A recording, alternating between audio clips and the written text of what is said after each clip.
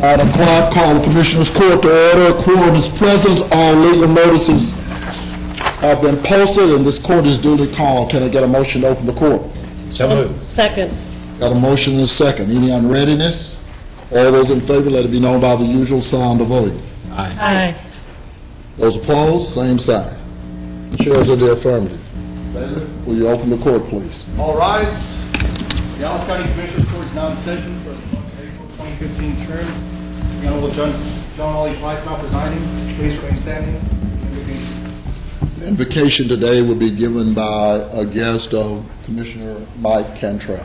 Commissioners, it's my pleasure today to introduce Pastor Gordon Dabbs with Preston Crest Church of Christ. He is a native of the Ozarks and a graduate of Oklahoma Christian University. He has a PhD in philosophy, a master's degree in ethics, both from the University of Oklahoma, as well as a master's degree from Lubbock Christian University in Bible interpretation. While a university student, he interned with the U.S. House of Representatives, the Center for Peace and Freedom, and the National Communication Association. He has published articles on business leadership and is the author of a book entitled Epic Fail: Learning from Failures of Biblical Proportions. Pastor Dabbs and his wife Isla began their work with the Preston Crest Church in early 2009 after 10 years of working as missionaries in Rio de Janeiro, Brazil. He and his wife had 2 children, Claudia and David. Pastor, thank you for coming down. Thank you very much. Let's start this morning with a moment of silence for Mary McFall, one of your staffers who passed away yesterday, and Judge James Martin of the 254th District Court who passed away over the weekend. Let's honor them with a moment of silence.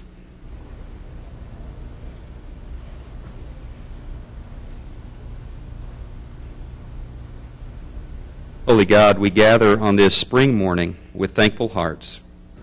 Thankful for another day of life. Thankful for another opportunity to dream and create. Another day to serve and to honor your name. God, I'm also thankful for women and men who are willing to serve this city with their time and gifts. For these people of Dallas County and their choice to work on behalf of neighborhoods, businesses, and citizens, we ask this morning your blessing over them and over their staffers. I pray, Lord, that they may enjoy your favor and protection as they work together for the common good. Give them direction and vision. Provide them with strength to withstand the tests of their elected positions and the criticisms that accompany any public service. Lord God, we ask you to direct their paths. Show them your will for them to lead this county and city into prosperity, security, and justice. Direct their paths, Lord, so that they may work for those in our neighborhoods who live on the margins, those who struggle to find opportunities, and those who struggle to feel included. Finally, Lord, I lift up the health of our commissioners and the staff that supports them. Grant them health physically, spiritually, and emotionally as they work for the good of this county. May your mighty right arm be with them to bless not only their work, but also, Lord, their families. This is the day that you've made. We will rejoice and be glad in it. We pray this in the name of Jesus. Amen. Amen. Thank you, Thank you, Pastor. Pastor. Thank you. Welcome to this session of the Dallas County Commissioners Court. We will be taking those matters that have either been previously briefed and matters for formal session, and then we will move into a briefing session for matters in the future. That being said, resolutions and a number have been added to our agenda. So the first resolution, Commissioner Dr. Teresa Daniels. Thank you very much, and good morning and welcome today. A lot of the work that we do here at this table and a lot of the work done by people in this room is augmented by a much larger community out there that helps us. And that is one of the groups that we'd like to recognize today, and it is the Dental Association Smiles Foundation. If there are people here connected with that, would you come forward? Thank you very much. because it is here that all of us together, be it remembered that a regular meeting of the Commissioners Court of Dallas County, Texas, held today, that we would like to recognize that whereas the Dallas County Commissioners Court recognizes the Texas Dental Association Smiles Foundation, the Dallas County Dental Association, and the Texas Mission of Mercy for their efforts in bringing much-needed dental services to the citizens of Dallas County. And whereas in 2001, the first Texas Mission of Mercy event was held in Tyler, Texas, as a free, volunteer-based mobile dental clinic that focused on pain-relieving dental care. This event served 625 patients and provided over $295,000 worth of charitable dental care. And whereas since 2001, the Texas Mission of Mercy has hosted 56 missions in 37 cities, providing $15,706,000 in charitable dentistry to 30,471 Texans. Texas Mission of Mercy events are organized by the Texas Dental Association Smiles Foundation, the charitable arm of the Texas Dental Association.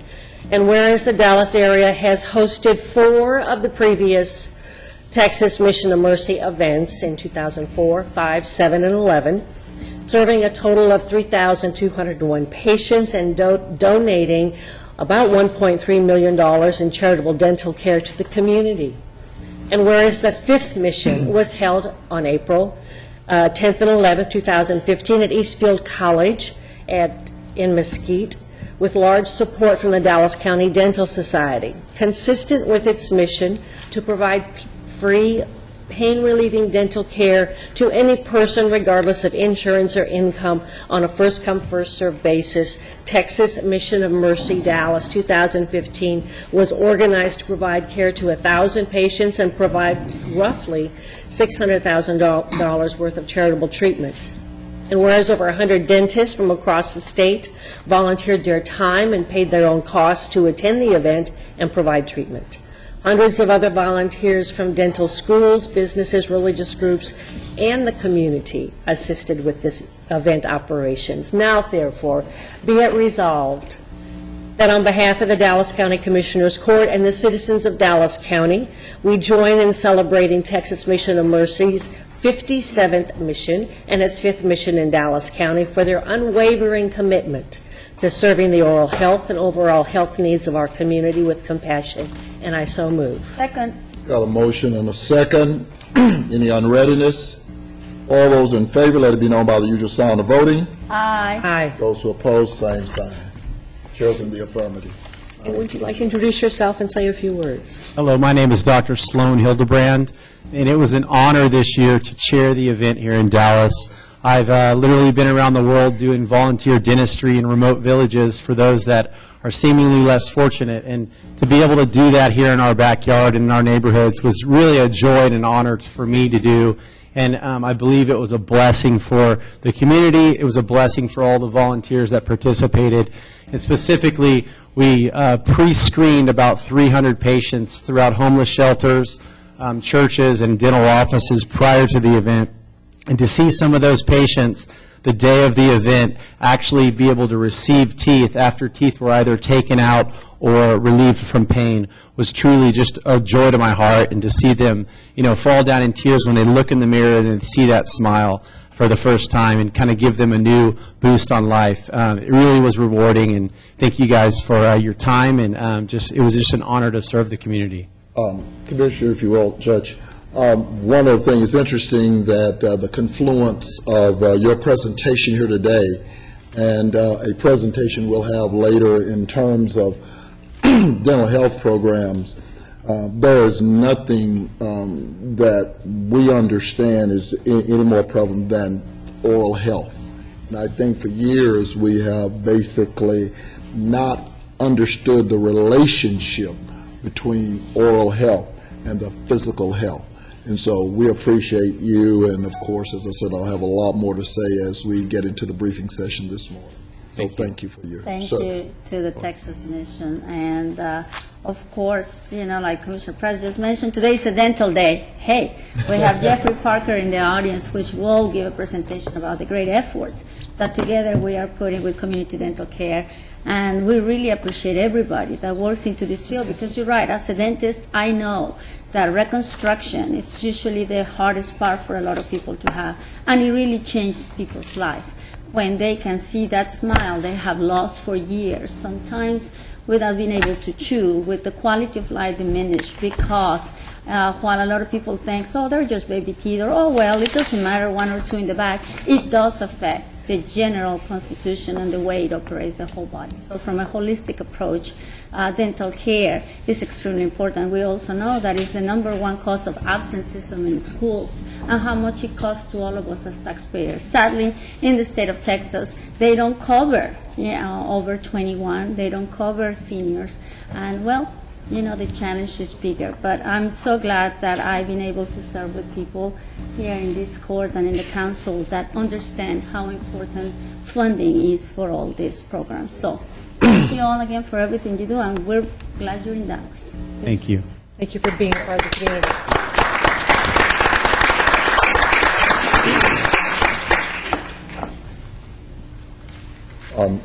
And of course, National Crime Week, are you doing that one, Commissioner?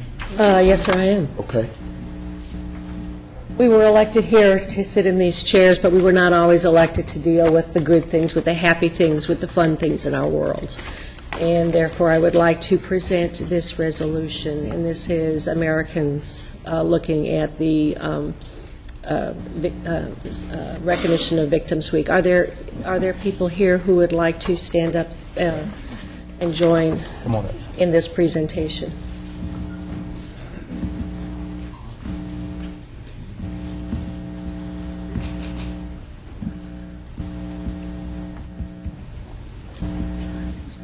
Would like, at this time, that be it remembered at a regular meeting in the Commissioners Court of Dallas County, Texas, that whereas Americans are the victims of more than 26 million crimes each year, and crime can touch the lives of anyone regardless of age, national origin, race, creed, religion, gender, sexual orientation, immigration, or economic status. And whereas many victims face challenges in finding appropriate services, including victims with disabilities, the elderly, victims with mental illness, those with cultural and language barriers, and others. And whereas the entire community has a role to play involving survivors, helps victim service providers and criminal justice professionals understand the culture, values, and expectations of under and unserved victims who seek assistance and justice. And whereas engaging victims' communities and learning from leaders about their unique needs help service providers foster a supportive and culturally relevant atmosphere in which victims seek help and healing. And doing so will develop a criminal justice system response that is truly accessible and appropriate for all victims of crime. And whereas victims know best how to direct and manage their own lives, and true recovery from crime will incorporate a victim's cultural, religious, economic, social, and personal interests. With the full weight of their community and victim service providers behind them, survivors will feel empowered to face their grief, loss, fear, anger, and shame without fear of judgment, and will feel understood and worthy of support. And whereas National Crime Victims' Rights Week is an opportune time to commit to ensuring that all victims of crime, even those who are challenging to reach or serve, are offered culturally and linguistically accessible and appropriate services in the aftermath of crime. And whereas the Commissioners Court of Dallas County is hereby dedicated to building partnerships with trusted sources of support, including community leaders, religious groups, schools, and other agencies, to better reach and serve all victims of crime, no matter their community. Now therefore be it resolved that we, the Commissioners Court of Dallas County, do hereby proclaim the week of April 19th through the 25th, 2015, as Crime Victims' Rights Week, and reaffirm that the Commissioners Court of Dallas County has a commitment to provide a victim service and criminal justice response that assist all victims of crime during Crime Victims' Rights Week and throughout the year.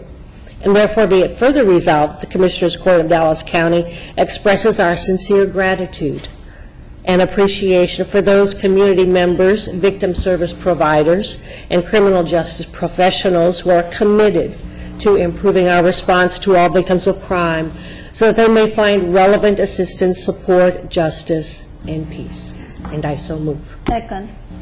Those in favor, signify by saying aye. Aye. Motion carries unanimously. And would you like to introduce yourselves? Again, I'm Cindy Brennan with Dallas County Community Supervision and Corrections Department, and I'll let everyone. Pull that mic down, please. Lower the mic. Okay. I'm Vanessa Johnson with the United States Postal Inspection Service. I'm the Victim Witness Coordinator. Catalina Laviata with Mothers Against Drunk Driving. I'm Deborah Cowan with the United States Postal Inspection Service. Maribel Gonzalez with Adult Probation Victim Services. Carolyn Hudson, Silent Streams Incorporated. Melissa Everett with the Garland Police Department. Belinda Ramsey with Mothers Opposing Bullying Foundation. Everybody? We are all representing the Crime Victims Council of Dallas County. I believe this is the 18th year that we have done a ceremony for National Crime Victims' Rights Week. Our ceremony is this Thursday at the Arapahoe United Methodist Church, 1400 West Arapahoe in Richardson, beginning at 9 o'clock. We welcome anyone that would like to be in attendance. I believe Judge Price was kind enough to do this for us last year. Judge Cantrell and his staff have attended several years, and this year Dr. Daniel has agreed to do this for us. It's promoted. You've been promoted or demoted? No, we're sharing. National Crime Victims' Rights Week was begun in the 1980s, and it is to honor victims of crime and their survivors and recognize those victim advocates that support and help them. That's the basis of this week. The Crime Victims Council of Dallas County is composed of numerous victim advocacy agencies, nonprofit, and the different government agencies, including the police department, probation, district attorney's office, U.S. Postal Service, FBI, many. And so we're a group that come together once a month, and we really appreciate the support that we've received from the Commissioners Court over the years. It's meant a lot to us. It's meant a lot to the victims of Dallas County. So again, we appreciate you letting us be here today and reading the resolution for us. Thank you.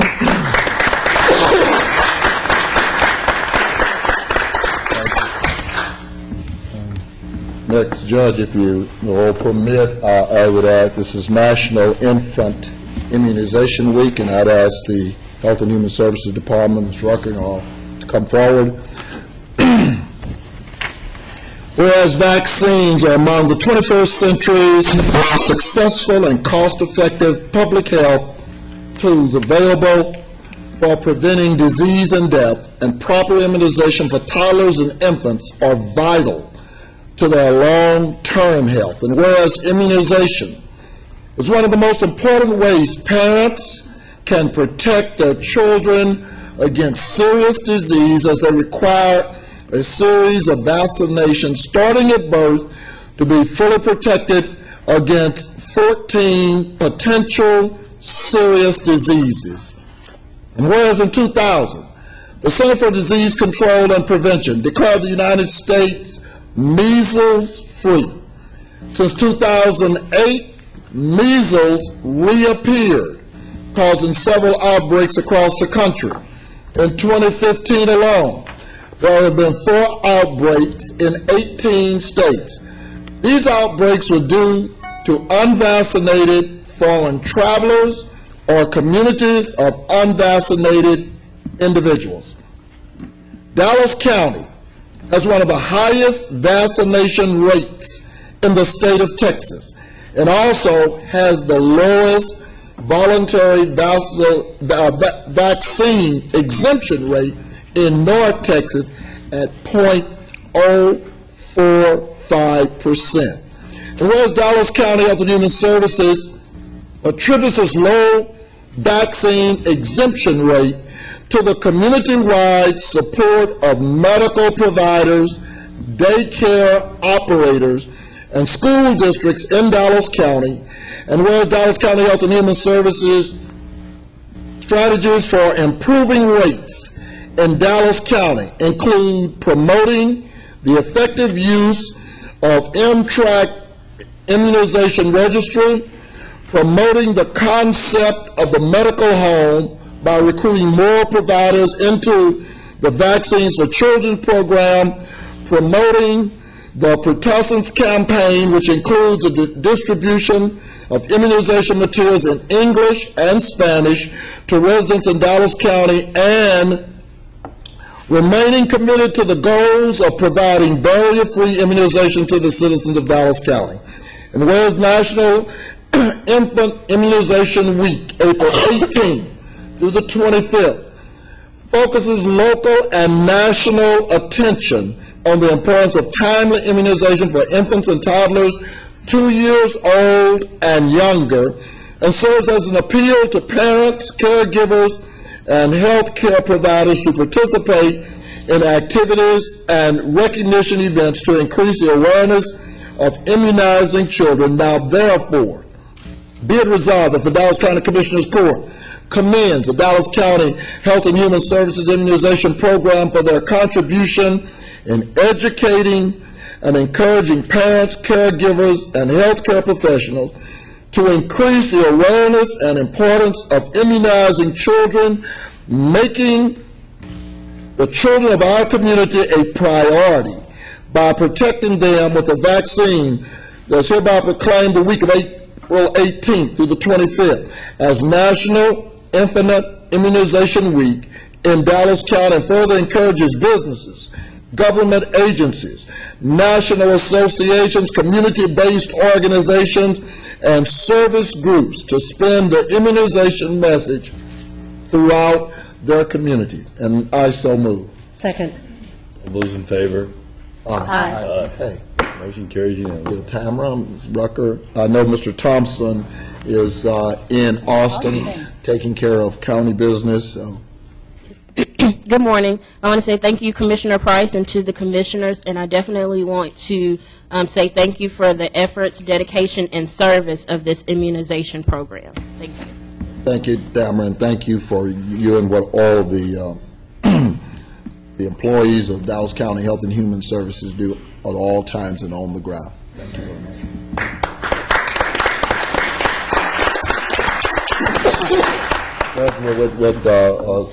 Before we get to that, while we're on immunization, let me recognize some people and thank them.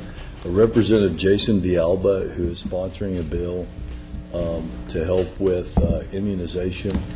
Bishop T.D. Jakes, who took it upon himself to organize a group of pastors to talk about the importance of child immunization. Bishop McKee of the Methodist Church, Paul Rasmussen of the Methodist Church, who took it upon themselves to organize Methodists to talk about that. Bishop Farrell of the Catholic Church, and many Catholics, priests to name, who took it upon themselves to talk about the importance to our children of immunization. So I want to recognize all of those individuals because it's a community-wide effort to ensure we get out the accurate scientific information about immunization and we protect our children. Okay. If the court please, I do want to say, before I get to the memorial resolution, which will probably segue into what some of the things you have, Judge, I'd ask Mayor Carl Sherman, city staff, to just kind of step forward. I've done this before, and I've had the great fortune to meet a DeSoto High School junior, who I think embodies the traits that are required to be the mayor of the city. Joshua Hilburn Roy. Joshua. Sounds like going over, but okay, got it. Born leader, more importantly, possesses the passion and compassion for the people. And he asked Joshua about a lot of things. He talked about Dr. King inspired him.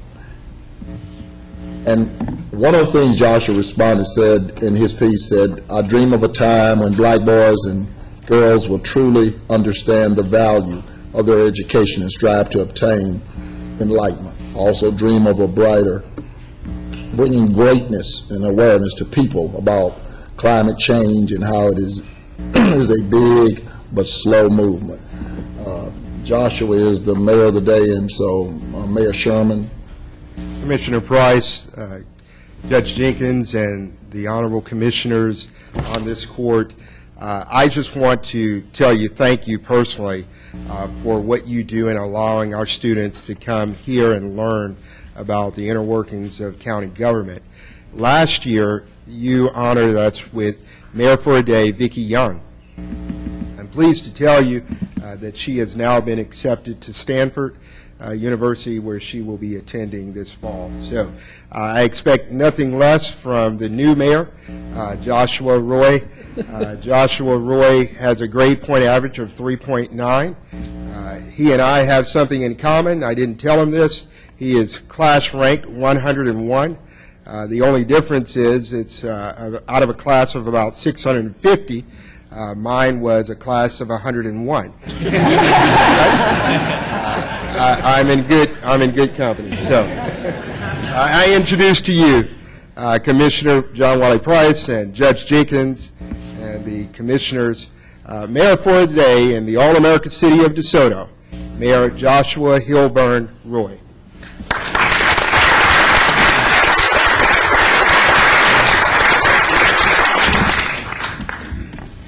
Good morning.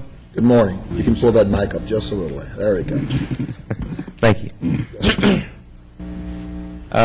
Thank you, Mayor, for introducing me to Congress, to commissioners and County Judge Jenkins. I've become well versed on my way here on the car with what you all do. It was that easy? You mean what the judge does? It's okay. What the judge does. Okay. That was easy. That was Where's that easy button? I've got an easy button. You want to Go ahead, Mayor. Was summarized for me. Okay, I see. You're going to make a good politician, that Cliff.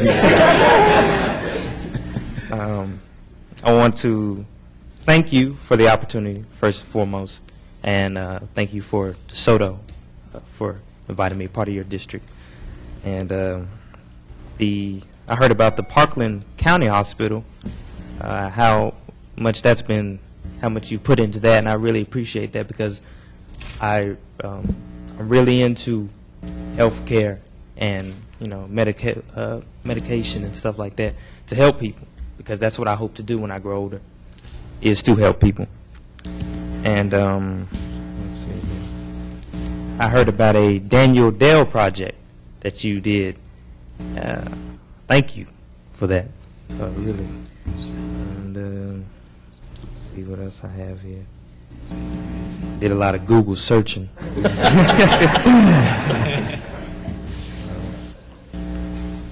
I want to express thanks for that. Yeah. The heliport DeSoto has now, I really appreciate that, what you've done for that. And a $20 million project, the Cocker Hill Road, that Dallas County put $10 million into that. So thank you for that from the agenda. And then Chief Costa from Dallas County, thank you for that. Yeah, we love you.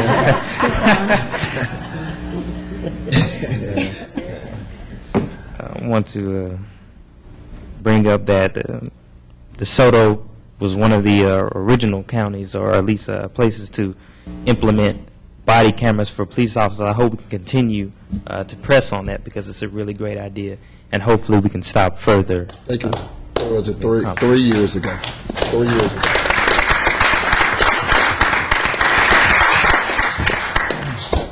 And I recently heard the vaccine immunization. Okay. Thank you for that as well. I sad to hear that measles came back. You know, it was hoping that would be gone for good, but knowing how biology works, it's bound to stay in a few if they don't take care of themselves. Yeah, overall, just thank you for the opportunity. I didn't think that I'd get to come here today. I wasn't imagining it. It was a regular B-day, go through physics and all that. You know, so thank you for getting me out of that. You're going to be better than any politician. But I appreciate Thank you for your willingness to step up.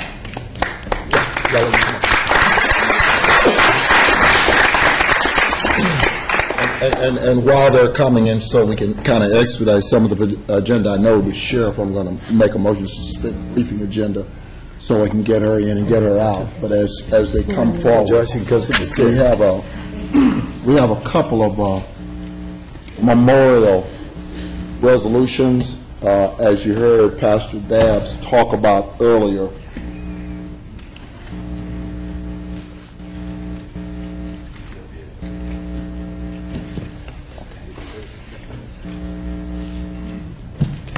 Thank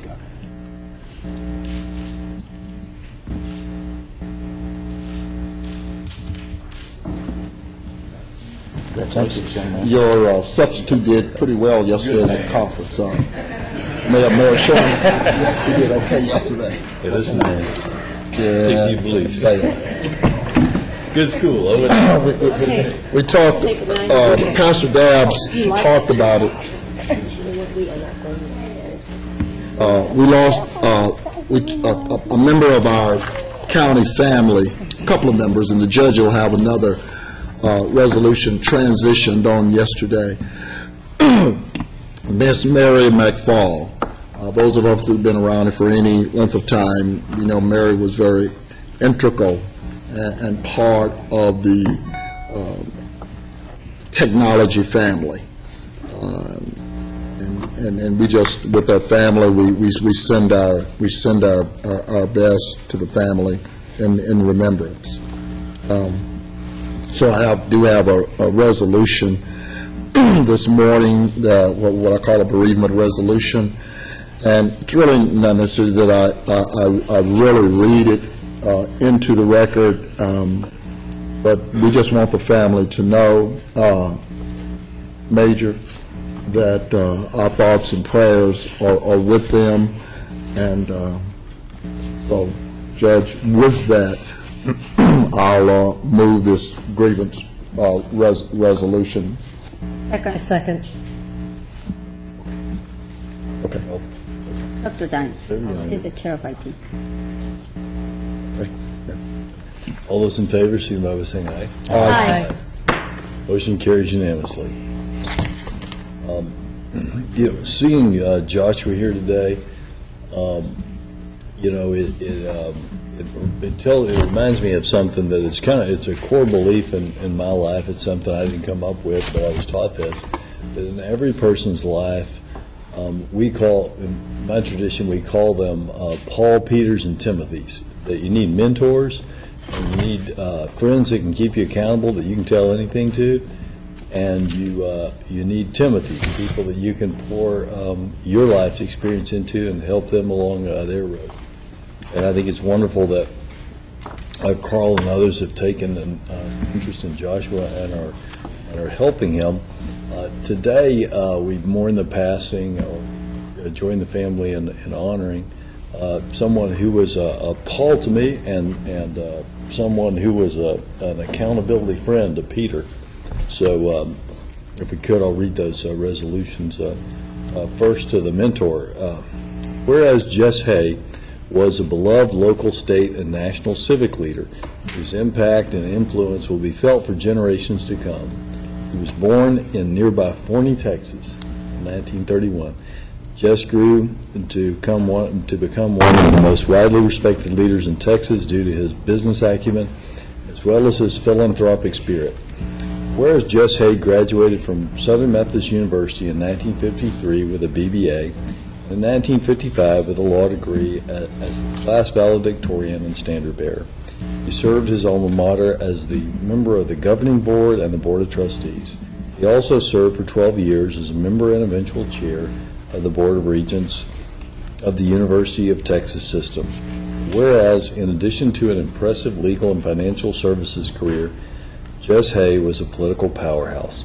Beginning in the 50s, he served on the Campaign Finance Committee for many elected officials, including Senator Lloyd Benson, that's where I met him, Governor Dolph Briscoe, Lieutenant Governor Bill Hobby, Governor Mark White, President Jimmy Carter, Vice President Albert Gore, and Senator John Glenn.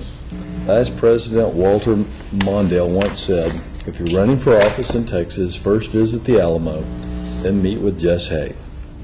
Whereas his lengthy list of charitable causes ranged from education to the arts to scientific research, the depth of his love for outreach was born from spiritual core as a faithful member of the Highland Park United Methodist Church.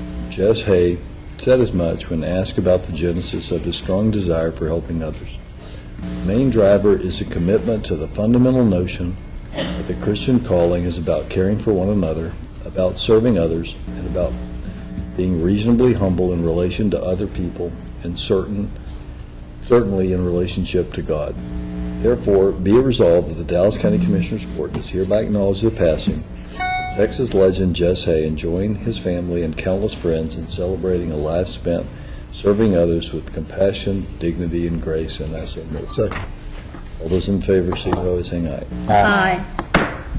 Motion carries unanimously, and I will take that to the funeral and make sure the family has that today. At the second resolution is for Judge James Martin, who I got to know. My wife and I got to know, actually my wife and my mama and I got to know his family when we were all campaigning together. It says a lot about the character of him. I got to, when you campaign, especially when you're like challengers, people are, some people walk by you and take your literature. Some people are nice, some people are mean, and you get to kind of see a person's character when you see how they conduct themselves. When we first started campaigning, we campaigned with our wives together, and then eventually our wives went off and campaigned by themselves, and we would stand at polls by ourselves. We really got to kind of know each other and talk a lot about things there, and just became a friendship. And then a couple of years later, I was in a really embarrassing time in life. We had this Affordable Care Act website didn't work. I was having to go to all these places and explain to people why stuff didn't work. Jim knew it was embarrassing. I think it was like 8:30 at night. I'm at St. Luke's Community Church doing something, and he walks in and just starts helping me. And I think we left at like 10:30 at night. And he brought a bunch, he'd put together a group of people and brought them with him. And I think probably every judge, every person who knew him could tell you stories about when you're down, when you need some help. He was always there. So, a good man, and died way too young. And here's a resolution I'll make sure his wife has. Whereas Judge James Martin was born on Christmas Day in 1944 in Long Beach, California. After graduating from Walter Johnson High School in Bethesda, Maryland in 1962, he attended Davidson College, earning a Bachelor of Arts, and later graduated from Southern Methodist University School of Law in 1969. Whereas as a practicing attorney for more than 40 years, Judge Martin handled a variety of cases in civil, criminal, juvenile, and family law. As a caseworker during his law school years, Judge Martin came to appreciate the difficulty and the necessity of family law and became certified in that specialty in 1975. I'm sorry. Sorry about that. He understood parenting doesn't end with divorce, and he worked with families in his court to ensure the needs of the children were always the priority. Faithfully served the 254th District Court in Dallas County. Whereas Judge Martin attended First Methodist Church of Dallas, he was active in his neighborhood, serving as president of his homeowners association. He loved the Boy Scouts of America, earning the rank of Eagle Scout, and was a member of the Order of the Arrow, the Scouting Honor Society. Among his proudest career achievements are being sworn into practice before Supreme Court Chief Justice John Roberts, serving as presiding judge of the family court, and presiding president of the Annette Stewart Inn of Court. Whereas Judge Martin loved to sing and was blessed with immeasurable vocal ability, he sung proudly with the Bethesda Methodist Youth Choir, Davidson College Male Chorus, SMU Chapel Choir, First Methodist Church Chancel Choir, and the Vocal Majority Chorus affiliated with the Barbershop Harmony Society. His wife and children can now find comfort in knowing that Judge Martin now sings with the angels in an eternal voice that will never be silenced. Therefore, be it resolved, the Dallas County Commissioners Court does hereby mourn the passing of Judge James Martin, Judge of the 254th District Court in Dallas County, and joins his family, colleagues, and friends in celebrating his life and his many accomplishments. And I see Tanya coming forward, and I so move. Second. All those in favor? Aye. And I apologize if I was a little quiet on those. Tanya? Good morning, Judge. Good morning, Commissioners. I'm here on behalf of my colleagues at the George Allen Courts Building to share in the mourning of the loss of our brother, our friend, a fine jurist, Judge Martin. We very much appreciate the resolution on behalf of Judge Martin and his family. And I just want to say that I, too, ran with Judge Martin for the first time in 2010. We were elected together. I considered him a mentor and a friend. He will be deeply missed at George Allen Courts Building. Thank you all. Thank you, Judge. Thank you. Well said. And I just want to thank you, Judge, and Commissioner Price for, honoring with such a quick turnaround Judge Martin, Jess Hay, and of course Miss Mary McFall. All of them people that we got the opportunity to work, and they will be missed. Thank you. They'll be missed but not forgotten. Okay. And that takes us through our resolutions. I'll try to speak up. We'll now consider our consent agenda. So move. Second. Any discussion, hearing none, all those in favor, signify by saying aye. Aye. Motion carries unanimously. All right. Something was pulled. Look, I've got. Hang on one second. Something was pulled last night. Let me see if I can figure out what it was. 23. You pulled 23. Yeah, we put 1223. Okay, all right. Can I get a motion on court orders? I'm sorry, it's on here. I just didn't see it. 1 to 39. Can I get a motion on court orders 1 through 39, pulling 23, please? I move court orders 1 through 39, pull 23 with comments on 24. Okay. Second. So that was Commissioner Price moving and Commissioner Cantrell seconding. While you're looking, Judge, my comments on 24, I want to thank Mr. Lesberg with regards to these proposed revisions to the CDBG program policies. I understand you were maybe accosted, but I know I was after our lengthy meeting yesterday with regards to concerns with this policy and its impact on some of our smaller cities. I have since consulted with my road and bridge district, and both of those individuals, both of those cities are in my district, and we will be able to bridge them over the next year so that there will be no impact, both Lancaster and Balk Springs.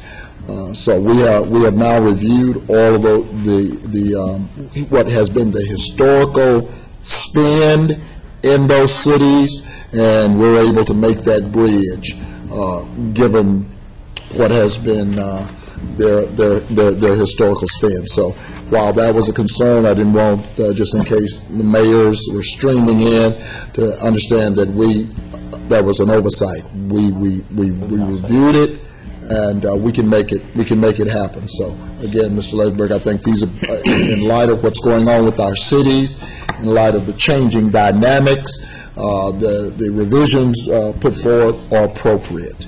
And so, thank you. Thank you, Mr. Lusberg, for all of us who continue to work with municipalities that qualify for these programs. I think you really and your staff created the best solution that we could come forward.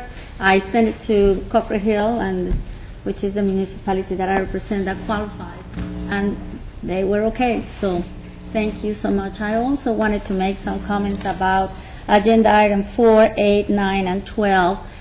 First of all, I want to thank, the district attorney's office for, moving these grants, but more importantly, all of them, the Violent Acts Program, the Family Violence, the Human Traffic, and the Family Courts include bilingual staff in all of these grants. So, hey, slowly but surely, we're moving forward. Thank you all for, adding these positions. I appreciate it.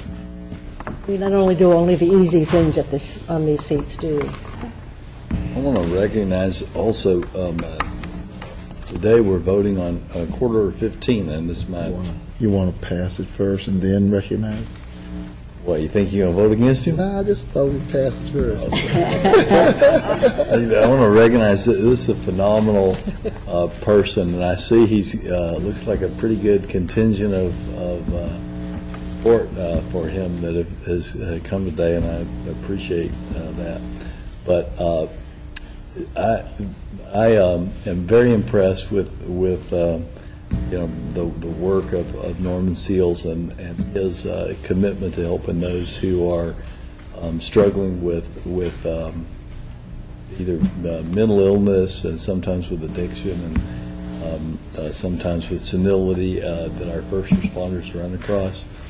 So, well, once we pass that, I'm going to ask you to come forward, and it looks like there might be some others from your department. I want to also recognize Chief Bright and anyone who is responsible in allowing you to take the time to work on the Metro Care Board as well. But no, not a problem. Not only Metro Care Board, but he is an active, Chief Bright, a very active member of the Behavioral Health Leadership Team. It is composed of individuals who meet every month. And of course, he has taken that serial inebriate program to the next level. And that is an integral part of what we're doing. So as we look at issues in this 7-county region, as we look at getting only 16% of the funding and servicing about 30% of the population, Chief Seals has definitely been there. And so I want you to know, and of course as y'all come forward, that just say thank you for his service. He's always there, he's on the ground, and he's just not there being present. He's a part of programs that we've really been trying to get off the ground for quite some time. So I just want to say thank you. Being said, I'll call the question, and then we can move on so we can get the other stuff. Question's been called. All those in anybody in the comments on anything? All those in favor, signify by saying aye. Aye. Aye. Motion carries unanimously. Chief Seals and those who are with you, does anybody want to? Chief Bright, y'all come forward. Right. Thanks for doing this, and thanks for all that y'all do. People just don't realize firefighters do so much more than put out fires. They deal with calls where people, it ranges from many things, but you deal with people who are in need of help, people who are in need of the sort of help that Metro Care and Behavioral Health looks at. And we mentioned serial inebriate program, but there's so many programs that they are just instrumental in making work. Thanks for your I would like to make a note on this, too, and I guess I've learned so much from you and just what you've done and your creativity in your role as a first responder, because I think that's, in fact, what the judge is referring to, that we think of the firefighters as being there fighting fires, but when someone calls 911, you don't know what you're going to be going to sometimes. And so that in your role as first responder, in your role of educating not only yourself, but also firefighters and police and the police in the Dallas County area, and stepping up to look at mental health and the role that that's playing in situations that cause people to call 911.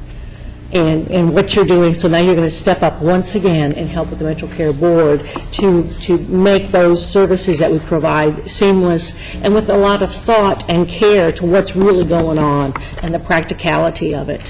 So thank you very much, and thank you, Judge, for... And I just want to add that as the chair of CJAV, you were instrumental on getting all the information. Little did we know when we started talking about this program, how complicated all the data could be to, come together when finding the chronic offenders. And it couldn't happen without the Dallas Fire Department Chief Bright and Dr. Pepe. I want to mention him as well. I don't see him here, but Paul Pepe was instrumental with putting everybody together on the same page to start seeing what kind of numbers. And last but not least, Ron Stretcher. And CJAV, when we started talking about these meetings on how to see, how to read the data that we needed, a lot of people were instrumental in being able to do all this analysis. So thank you all. I understand we're moving forward with the program. We still have a long way to go, but nevertheless, it could never started without all your help. Thank you all, because from the Dallas County side, we continue to help each other when we don't have as many chronic offenders in our county jail. So, thank you so much. I'll let Mike up, Chief. Thank you all very much for this opportunity. I look forward to serving on the board. I want to thank Chief Bright and the members of the command staff that are here. I wasn't expecting that, so that's very nice. Over the last few years, I've had an opportunity and a privilege to serve the city as the Assistant Chief over the Emergency Medical Services Bureau for Dallas Fire Rescue. Had great support from Chief Bright and from the rest of the command staff as we're trying to move our EMS agency forward in a positive direction to help address a lot of needs beyond just when they push the 3 magic buttons and we show up at their door, but looking at some proactive service delivery as well. In implementing that program and being a part of the BHLT, which is a great organization, really trying to move mental health awareness and support services ahead, doing a lot of great work across a region, not just within a city or a county. I have learned so much being a part of this. I was out on the streets for 20 years, been on the department for almost 30 now, and mental health is a large part of what we do.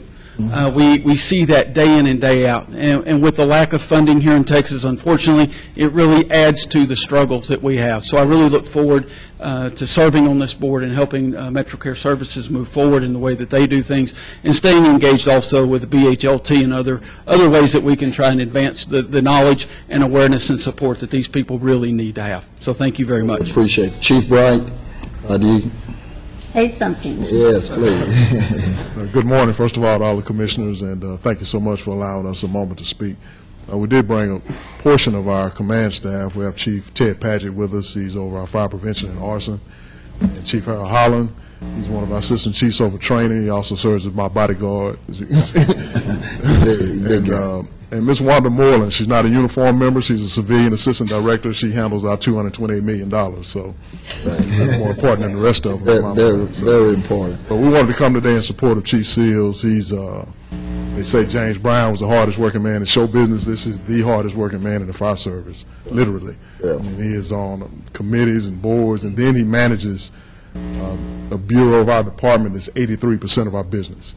Wow. So he does a lot, and so we're proud of him, and we want to be here today to support him. Thank you again for Thank you for allowing him, Chief Bright. But I also want to say, and sometimes when people are streaming, they don't really understand impact when we talk about this whole issue of mental illness. Just in Dallas County, 100 individuals, now 100,000 out of the 2.3 million, 100 individuals cost us $7 million annually. 100. They're called our chronic frequent flyers. And the fact that the city of Dallas engaged with some of our foundations in Dallas County, and the fact that we went down on Malcolm X across from City Square and decided that we were going to build just 50 cottages is going to impact that 100 individuals more than anything that we probably can do. We understand where housing is as a baseline for being able to really recover and to maintain. But 100 individuals cost us $7 million a year. So we appreciate, again, and that whole Cyril and Ebert program, I can't even begin to tell you that kind of impact. So again, thank you. Thank you for allowing him the time.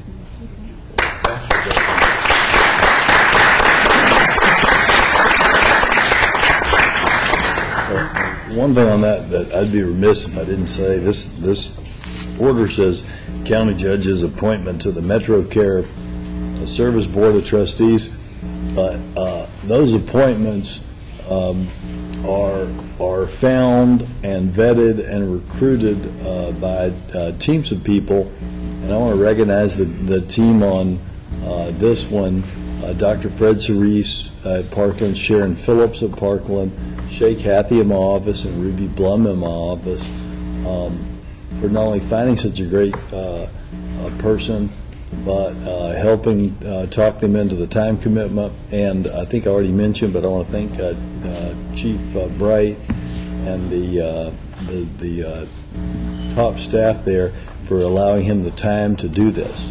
So thanks to all those people. Time-sensitive court order. And next we have the time-sensitive court Well, we order. still have to move. I thought we pulled 23. I move order number 23. I'll second that. that. Okay. Hold on, you didn't give her a chance. Okay, she's going to move it, Okay. and Commissioner Cantrell is would going to... second.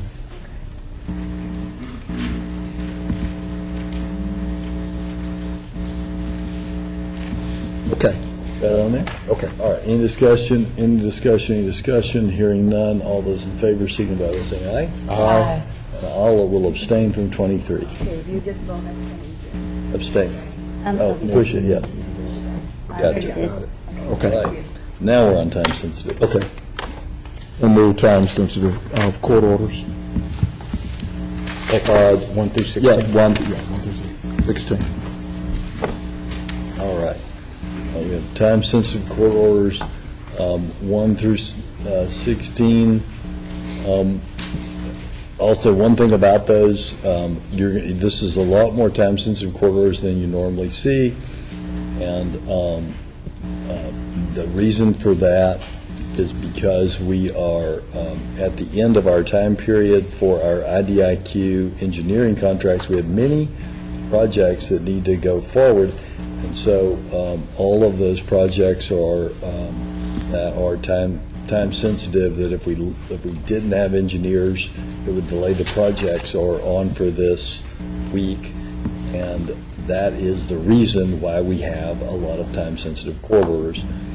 For those who are wondering why there are so many this week. Any further discussion on time sensitive? I just want to thank Ms. Blair for all her work. Public Works has done a fantastic job, and I know that moving these projects in such a quick manner has, mean a lot of hours for your staff. And like our mayor from DeSoto mentioned, he was very interested in Cockrell Hill work. There it is. So, thank you. Any further comments? Hearing none, all those in favor signify by saying aye. Aye. Any opposed? Motion carries unanimously. Briefing This session. takes us to our briefing session. We have several presentations in the briefing session. Let me, Judge, Commissioners, let me do a motion to suspend the agenda as printed. I'm going to bring the sheriff up, and then I'll do dental health, but if I can bring the sheriff up, if I get a motion to suspend the agenda.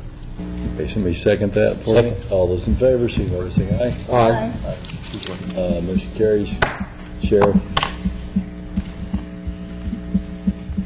Good morning, Commissioner. Yeah, I got word that you had another something else. Okay. Good morning, Commissioners and Judge. Thank you for taking me out of schedule. We have a second obligation we have to go to, but by the looks of the weather, you may be saving me from some rain, so, but in lieu of some of the questions that have come up, the Commissioner asked us to bring up some numbers and information on our Reserves Posse, Citizens Academy, and some of our part-time bailiffs. I'm going to start off with the Reserves. The Reserves, of course, is a group of volunteers who serve as uniform officers. They must undergo the same requirements that all officers do. That is a psychological background check, a polygraph exam, and a physical exam. Upon the completion of this and knowing that they, upon the completion of this and knowing that they can sustain this, they will attend training just the same, at the same amount of hours that a regular police officer does. Once the training is complete,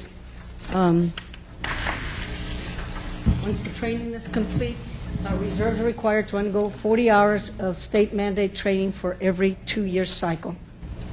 They must also qualify yearly with their weapon. Sheriff's Reserve, next one. Sheriff's Reserves assist with many different kinds of activities. They usually help with fugitive transportation, jail support, community events, and major events that we use additional personnel. All, excuse me, all of the major parades in Dallas, our reserves have been very helpful in putting additional personnel on site. The Sheriff's Reserves also volunteers for many benefits, and they do a yearly volunteer in several schools. Quarterly, they put the value of about $81,000 into the Sheriff's Department as far as their times and services. Yearly, it's about $250,000 that they put in worth of time and equipment and everything else that they do. The Sheriff's Posse, this is a little unusual. There's not too many police departments that have a posse, but we're blessed in that we do. And they're also certified officers. They're reserves deputies who have completed the training of a police officer. We have a couple that are civilians who serve in ceremonial roles. Those that are certified as officers will go ahead and work in several crowd control training. They will do an annual football and last day of school activities. And the ones that are ceremonial will not perform any sworn police officer duties. The primary function of this group is search and rescue, mainly in rural areas, in wooded areas where it's difficult for other vehicles to go into. They do monthly certification and training of about 2-hour training on different things as CPR, search and rescue, first aid, and stuff like that. They donate about 9,000 hours of service a year, which comes out between $250,000 to about $300,000 a year. The Sheriff's Posse also mentors children at 2 independent school districts, 2 DISDs, and they work closely with DeSoto and Cedar Hill to assist in their games and security control. They also put in a lot of their own equipment. Horses are hard to maintain. We do not do any of that. That's all self-maintained. The trucks, the care, and all of that for the horses is done by them, also with their trailers and everything else. I think we were also asked to give a report. Go ahead to the next one. We were asked to give a report on the bailiffs because we have several part-time bailiffs that are retired officers. Of course, they maintain peace and security in the courtroom. We have both full and part-time. The part-time are sworn police officers with full arrest activity. They've all completed all of the requirements from TCLOS. And of course, one of the benefits that we have is that TCLOS really keeps a strong hold over us as to what needs to be accomplished and all the requirements, and they verify all of our requirements. So we keep a strong hold on that. Of course, the bailiffs also complete all the background checks, the psychological checks, and all of that. Each year, the bailiffs participate in a mock scenario aimed at increasing their security, awareness, and alertness inside the courtroom. Both full and part-time bailiffs must complete 40 hours of training every 2 years, as well as they all qualify annually in our range. If there's any questions, but we didn't discuss anything on the Citizens Academy because they're basically citizens. They don't I didn't want to know about the Citizens weapons or anything like that. Judge, court members, the reason I put this on, of course, in light of what is recently the inquiries coming not only out of Tulsa, but out of some of my town hall meetings. Sheriff, and I've asked the constables, and I see a number of them who are here today. They responded a little different. I asked the same question of you, so I didn't get an average age. So did I miss something? Yes, sir. We had So your average age is 61? 61, yes, sir. Okay, and what's For the the part? part, And what's the part-times, for the I part-time bailiffs. thought that's the bailiffs. Yes, that is. Okay. For the reserves, it was 58. 58. 58 for the it was reserves? 58. And the posse was like 61 also. Okay, the constables I know in terms of their response, I guess the question I'm asking, are you telling me that all of your reserves have passed TCLA? Yes, sir. Okay? Are you audited annually? Yes, sir. Okay. Well, if it's not by them, it's by us. One of the things that we've taken now that we have the additional chief is to verify all of the things that need to be in line. And about 7 months ago, Chief Bonner started going over all of the reserve records, all of the posse records, all of the Citizens Academy records, and all of those to make sure that we were in line with what we needed. And they're communicating with our training division, so if there's one that doesn't have it, they'll go ahead and make sure that they get that training. But again, I noticed the constables, Constable Williams, and I pushed out, I think he and Constable Garrett at least. I see Constable Nichols here, but is it your contention to this court that all of your reserves are fit for duty?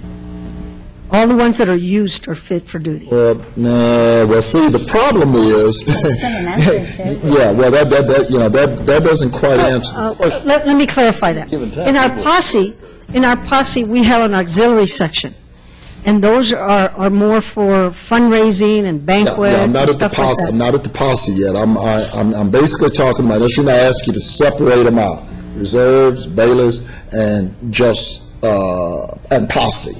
So I'm looking at that as three separate Yes, sir. groups. I'm looking at the reserves because one of the things, again, the constables answered, and I think you answered. You put a cost factor impact on it. But how many hours do you require your reserves in order to maintain? I know what TCLO requires each month. So you're using them in service. Yes, sir. To maintain under the TCLO standards. We do it quarterly. Saying TCLO, Texas Commission on Law Enforcement. Yeah. We do it quarterly, we don't do it monthly. So 1 month, if they don't fulfill, they can do it on the second one. We do quarterly, which is about the same, comes out to about 16 hours a month. But we do it on a quarterly basis. But I'm going to ask you again because I can't go behind. I've seen some, I can't go behind the so-called HIPAA regulation. I understand people are sick from time to time. That's not my question. Okay. So you're asking if certain individuals haven't met all of their... That's exactly right. And those have not been present. Those have not been active. As far as I understand, those are the ones that have not met the wellness and the security and the physical have not been active in doing anything of law enforcement. But the problem that I have is that they're still reserves. They're still, as the kids say, they're still packing. And so, how do you, and we've done apparently the bonds for them, so, just because you said they're not active, it still gives me some pause. They're still out there, and I guess I'm asking you, everybody on your roster these days are fit for duty. If you had to utilize them, are they fit for duty? The ones that we're using, yes. Ones that aren't sick. There's some that we're not using, that we're looking at. We're reviewing all the files, we're reviewing everything that needs to be reviewed, but they're not active, or they're part of the group, but they're not going out on prison transport or prisoner transport or on parade events. You say the average age is what? Or which one? Reserves. Reserve is 58. 58? Okay, that's average. Yes, sir. Okay, so what's the range? I'm sure there's several of us that are in their 60s and 70s, and as long as they're fit, there's no issue. As long as But under TCLO, and you say as long as they're fit, they don't have to take the agility, they don't have to take the agility test, and there's a few other things that they don't have to take under the TCLO. They're doing all of the educational programs, they're doing everything that TCLO demand. we do meet the requirements of 40 hours every 2 years.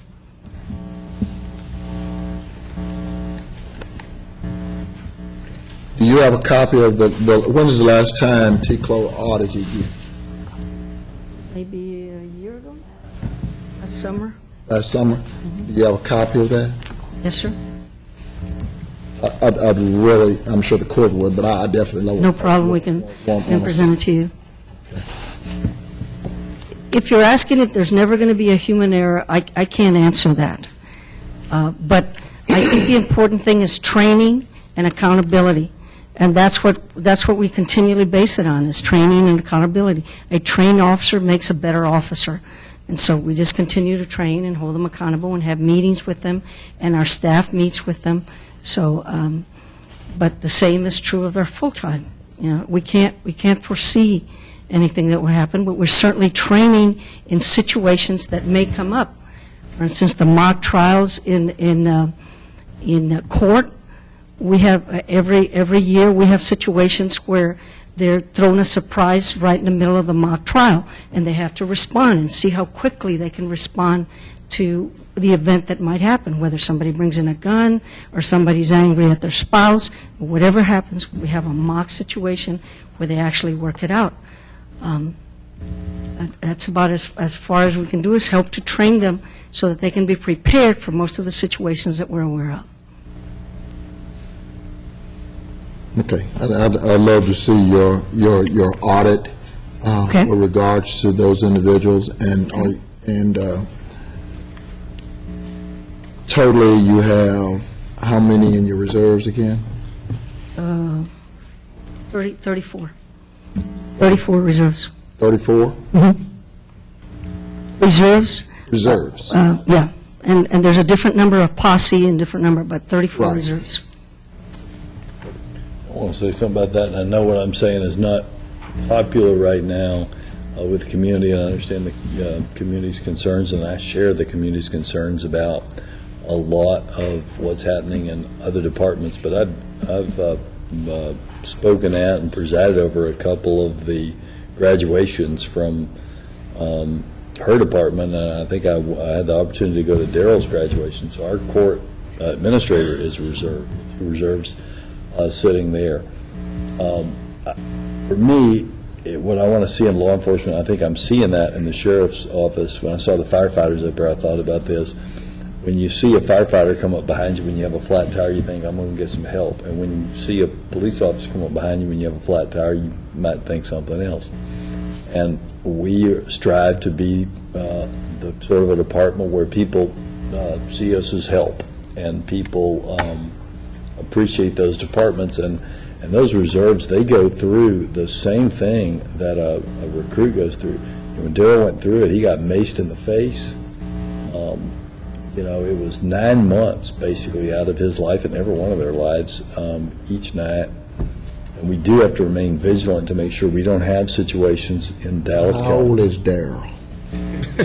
I'll let Darrell tell you if he wants to. Yeah, right, yeah. Well, he's not 70, and he's not 60, and you know the concern here. I mean, I do. I've supported and been there for the show, but I've got a community that has a right to hear what is happening in law enforcement. Of course, and we're all in favor of that. Okay. And as soon as anything like this comes up, even before it came up, we were already going back and verifying and making sure that the personnel issues were taken care of, which includes all of these examinations, which includes how well can they do their duty, and we are going back and doing all of this. And not just because of Tulsa. This was happening 6 months before Tulsa even came up. Our chiefs were already on it. As soon as they were aware of an issue, they were on it. I can't give you perfection, but we can certainly go on and do the best that we can. And let me say that, because I agree with, it's like we're in violent agreement, I guess, because I agree with everything you're saying, but I don't want it to be interpreted that what the court is saying is that if you're 60 or if you're 70, there are plenty of people in their 60s. I'm almost 70, Quite competent as first responders and if not, we give them an reserves. exemption. What the heck? And, yeah, in fact, this court just gave a paid employee constable who's 57 an exemption from the agility test and put him out. He's been here 20-something years. It has nothing to do. It's not the same. Is this the same situation here? No. The experience level of the people that we're talking about here? And a lot of these, no, it's not the same. I mean, it's not the same in terms of the portal. It's not the same at all. I mean, Darrell, I don't know if Darrell had any prior experience before he came here, but nonetheless, like I said, I don't think he is 50 yet, but I got shoes older than him. I'm talking about the fact that, I got some 70-year-olds out here who may be in the best physical condition in the world. I just want a certification from her. Again, the constables have told me what their deal is, and I just want to make sure it's happening. We owe that. We owe that to this community, because once something happened, then it's oops, And so we at least have inquired. She sustained it. Then we'll go from there. And if T-Clo has audited her and looked at all of them, because I'm going to tell you something, is everybody peace officer certified? In the reserves, yes. No, they're not. They're not. And see, that's I don't want. Can you check that? Of course, we're verifying all that. Of course. And their grandfather, peace officer, they were not peace officers. Well, no, the problem is I don't ask no questions unless I know the answer. Okay? So, don't. Okay, go ahead. Yeah, you need to help her clear it up. Commissioners, my name's Teddy Jones. I'm the commander of the Reserve Division. I've been here for a little over 34 years.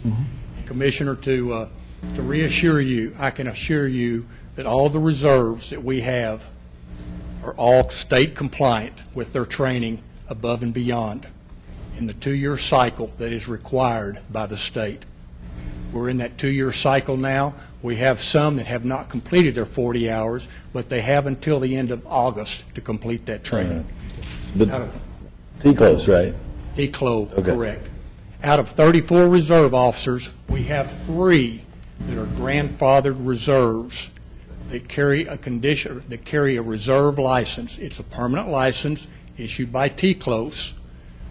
But years ago... What does grandfathered mean, though? Grandfathered means, years ago, you could go through 3 separate phases to become a peace officer. You could do a basic reserve, you could do an intermediate, and you could do it advanced.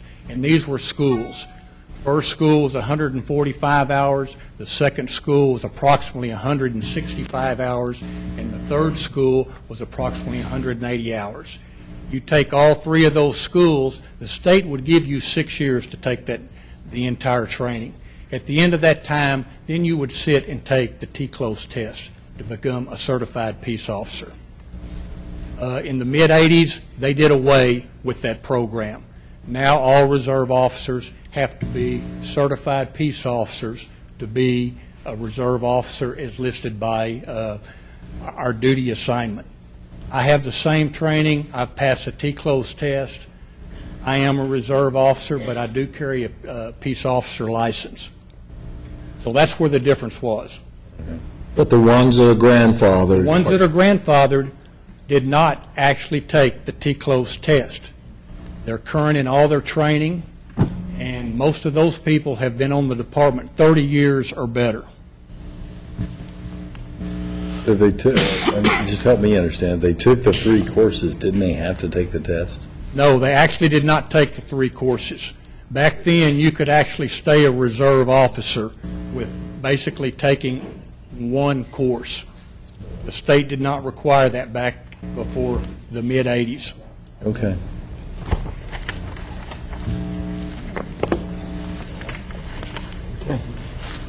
That is acceptable with T-close, right. Anybody coming in now, any new person that wants to be a reserve officer, Darrell Martin's class, it took a little over a year for him to be trained. They still have to have the 800 hours of training that we require regular deputies. It just, going 2 nights a week and every other Saturday, it just takes quite a bit longer to get it done. How many hours is that again? A little over 800, or 890 hours approximately. That's more than the 3 classes combined. That's more than the 3 classes combined, yes. So just so the public's clear, there's not a situation, it's kind of an unfortunate deal that we have something named the posse, but we don't have a posse in the sense of a group of people that we just call together to go out and do the duties of law enforcement without training, like one might think of the word posse. We may want to think Not at all. of a different name for the posse, but that is not the situation that we have. We have highly trained people that are out there that have the same training. In Darrell's case, and since the mid-'80s, had the same training as the officers who are working 40-plus hour work weeks. Are y'all holding Darrell up so it'll be a deflection for me? No, we got somebody sitting next to Darrell. I mean, you've got a lot of Dallas County employees who give back in this way. And one of the reasons I kind of push back against the idea that the 70-year-olds or late 60-year-olds can't still do this is there are people who have been in law enforcement for many years who continue in these roles, and they do things like help transport prisoners many counties, and they're very capable in doing that, and they're good at doing it, and they save the taxpayers money. And we don't have a situation in Dallas County with the Sheriff's Department, perhaps, well, with the Sheriff's Department, of people who are untrained or have lost their abilities out interfacing with the public in domestic violence and those sort of situations. Commissioner, I want to reassure you, you had asked about whether all of our people were duty worthy. Fit for duty. I have a few that are going through some cancer treatments right now. They are not working enforcement assignments. They are doing administrative assignments. They're tallying a bunch of the hours and stuff that our guys work each month. They are staying current on their training, and they have maintained their firearms qualifications. So by the state, they are still fully certified to function as peace officers. Thank you, and thank If I you, can just Sheriff. see that, if I can just get the audit, okay? Thank you. Yeah, just if you can just get me the audit. T-Clo audit, okay? Yes, and thank you to all the volunteers. Constable Nicholas Williams, Gully, I want them to understand this is not sheriff, this is law enforcement. They also have reserves, and I asked them the same questions. I asked the sheriff a little bit before, but I've asked them the same questions, and I did get some of your emails in regards to your Yes, sir. Yes. Same thing. Shot an email this morning. I replied. Average age is 47. For my agency, we have 9 reserves. Pretty much just like the email said, they go through the same training. We got audited within the last year. We're in full compliance. They, for the most part, perform the same duties as my regular officers. They're a great asset when we're short. Average hours, well, by the end of the year, they should have 144 hours, which averages out to 12 hours per month.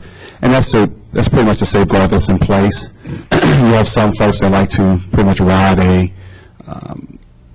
your agency, if you will, for lack of a better term. They like to be sworn in, but they don't like to do the work. But what comes with that is the liability factor that's out there. If they're out there and they're under your,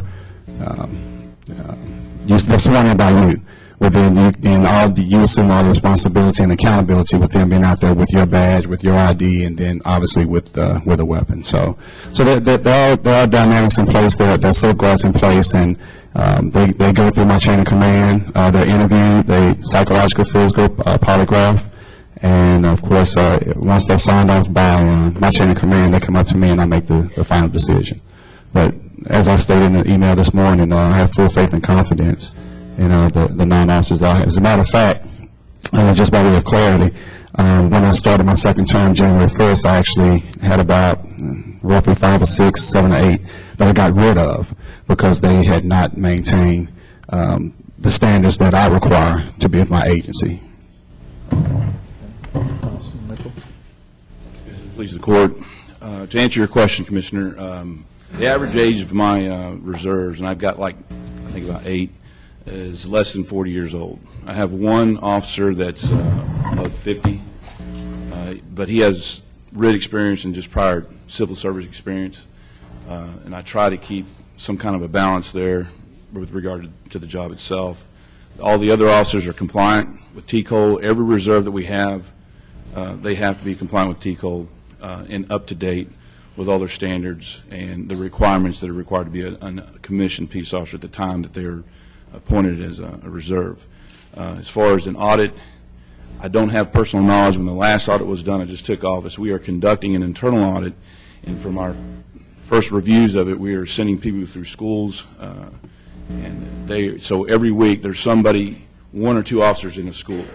But here lately, I've got 2 officers down, and I have 1 officer that had left. So. But we are continually trying to keep them in schools. The officers that are down right now, they are not in schools. They're not physically in a position to attend the schools to keep up their records. But to answer your question precisely, we are in the process of our own internal audit just to prepare for a state audit from our review of the files so far. Does that answer all your questions, Commissioner? Answer the question. Chief Gully? Commissioner, at our precinct, we have 5. Our average age is 61. I've pretty much kind of inherited our reserves or what's been going on. So we've been going through a transition of constable after constable after constable. So I kind of have to keep the constables up to breast as to what the requirements are. So we're pretty much on record with what we need and what we have to have. And do you utilize yours pretty much the way that others have in terms of their hours per month and what you allow them pretty to much do? 12 hours per month. And like one of the sheriffs, we do have a constable that actually one of our reserves has been ill quite a bit, but which is our reserve, Constable Hines. So he's back up in Lancaster, so he pretty much bailiffs the court pretty much there. Okay. Okay. Thank you. Thank you. Okay. Judge and Commissioner, if we can, our community dental is here, and we can resume. Go back. Mr. Jeffrey Parker, come on down. Yeah. Judge, the reason I had asked, this court had a number of questions when community dental took over. With regards to their ability, as you know, they took over a kind of a company that was fledgling, to say the least. I did submit to all of my colleagues a copy of a statement after I had asked them for their annual. They've been here a year, and I'll just turn it over to Mr. Parker, let him introduce himself for the record, but the record pretty much speaks for itself. Mr. Parker. Thank you, Commissioners. I ask that you take the rubber band off. I'm going to address 4 different items here, but the top one is really the bullet points that I'm going to go over. Yeah, same. As Commissioner Price said, I met with each of you privately about a year ago and made you a promise. We took over a 50-year-old nonprofit that was going bankrupt and wasn't going to tell anybody and leave the citizens of this county without any dental care. Our nonprofit came in and took them over. They were losing $40,000 a week on December 31 of 2013. We had them cash flow positive by February of the next year. We saved that 51-year nonprofit. It's vibrant and it's growing. And so I want to come back to report to you today. I promised you transparency. You'll find our audit report from 2013 and 2014 attached. Also, you'll find a Slate article that they just ran on us and our nonprofit, a 9-page article that's disrupting dentistry, how the poorest kids in Alabama, not in Texas, are getting the best care, but it's being run by our nonprofit as well. What do we do in Dallas, though, which is the most important? We have invested in a new state-of-the-art facility that Commissioner Price and Commissioner Garcia were kind enough to come out to see, and I won't speak for Commissioner Garcia, but being a dentist, she said is one of the nicest dentist offices she's ever seen that we built. Definitely has some equipment that I would like to have. Thank you. Thank you. They were using old developer and film. We're all electronic health records now. We've upgraded our staff. We've given everyone that we kept a raise. We increased our patient visits 5.1% over the year before. We're keeping our offices open almost every single day in every single office. Minorities comprise 89% of our patients. And I think most importantly, aside from the work that we do, I'm very proud to say, and it's on your audit report on page 11, that we did $1,063,000 of free unreimbursed care for the citizens of Dallas County last year. That is at the Medicaid rate. If you looked at the UCR rate, Dr. Garcia will be happy to verify what I'm saying, that would be probably closer to $2 million worth of free care.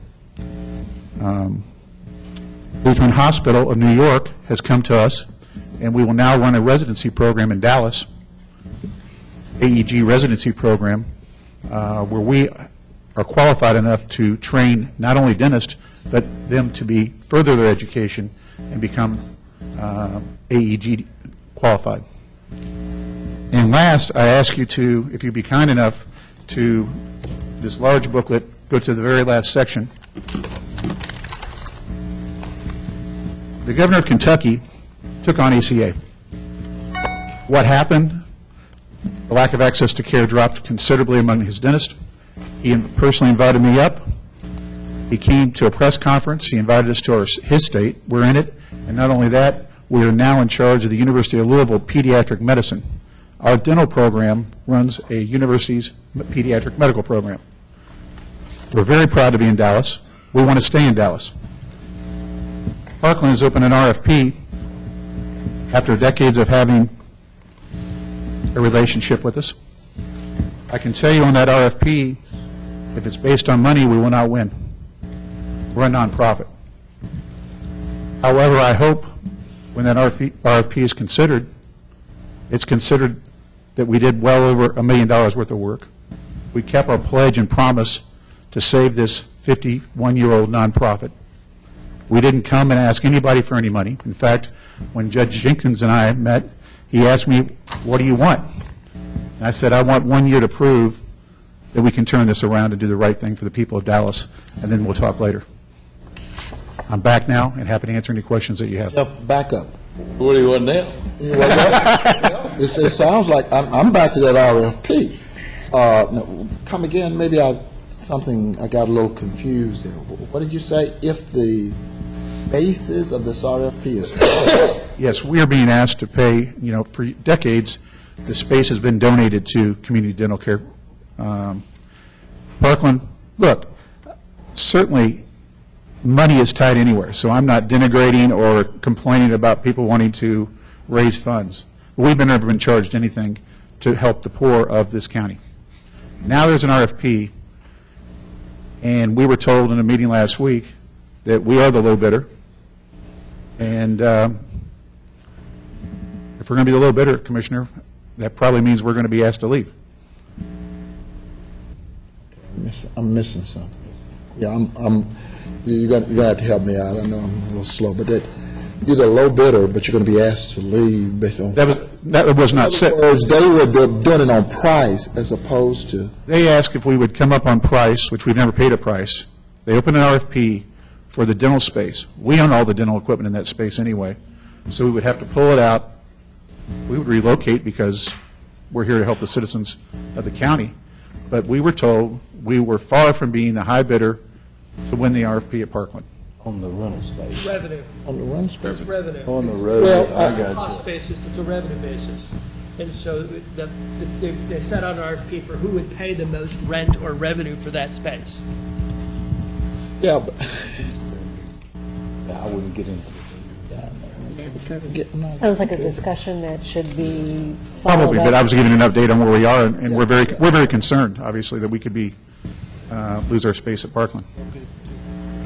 Well, It would be a big loss for all the 14 clinics that we have in Yeah, we got Dallas. 14, yeah. Not only that, other things, and I mean, for the record, I did work for community dental care when I graduated from dental school, and I know exactly the operation that they have. Obviously, what you have done is take it to the next level, and we appreciate that, and the fact that you're taking everybody's. In the past, we used to have a certain criteria for the patients that will come into the clinics.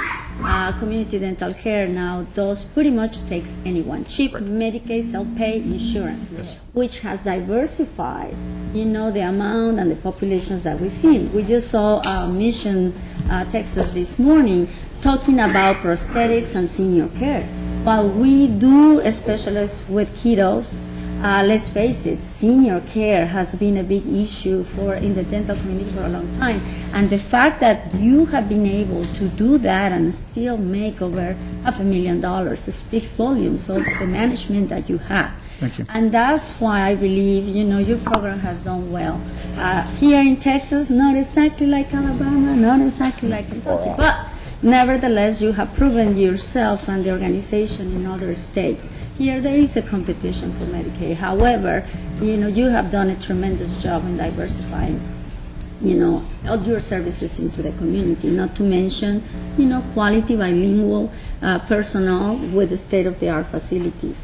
I cannot speak for Parkland, obviously, but we definitely, hopefully, they hear the message that you have done a great job. And from where the organization was a year ago, you have brought it a long, long way. But, okay, and I can't talk about it. But we're in charge of space. Okay? Yeah. I want to see it. Any lease will come back to Commissioners Court because that's what Exactly. We're in This is charge. a I wanna part of see a it. conversation, I would take it, no? I'm not going to talk, not talking about it. I want to see it. We cannot speak about that. So we I want want to see to it. still clear of the process that they're in the middle of, but Right. I just want to see it. Right. You're talking about us staying out of ours, we need to stay out of Parkland's too. Well, but no, that comes to us though, at the end of the No, day. I understand on space. Well, I understand. But not the overall RFP, nor, we don't even need to go there. We can't discuss it anymore. Okay, got it. Okay. Thank you. Thank you for that. Thank you for what you've done for, thank you for what you've done for constituents. I'm not missed on the fact, as you said, where you talk about UCR rates or whatever those rates are, $2 million or $1 million. Either way, those are people that historically would not have been served. And they are served now under your program. All we want to do is stay Parkland's partner, that's all we want. Thank you. Thank you. Quick question, do you live in Dallas County or Tarrant County? Do I live? No, I live in Alabama and Atlanta. We run nonprofit organizations only across the country that provide dental care, that's cited in that booklet that I gave you.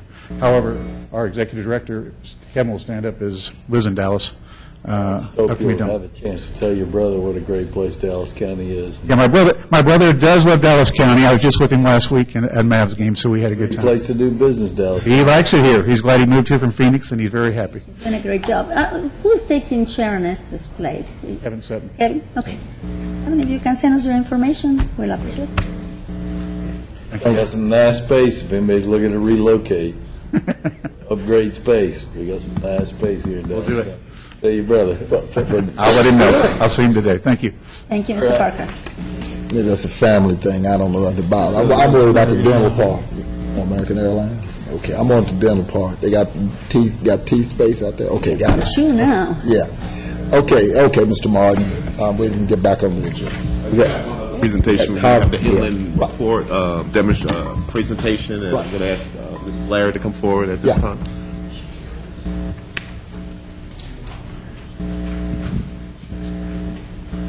Yeah, this is, I'm trying to say it back on the agenda. Judge Jenkins and Commissioner Price had asked for us to do a presentation on the inland Port Pleasant Run infrastructure improvements, so Ms. Blair put together a short presentation on that.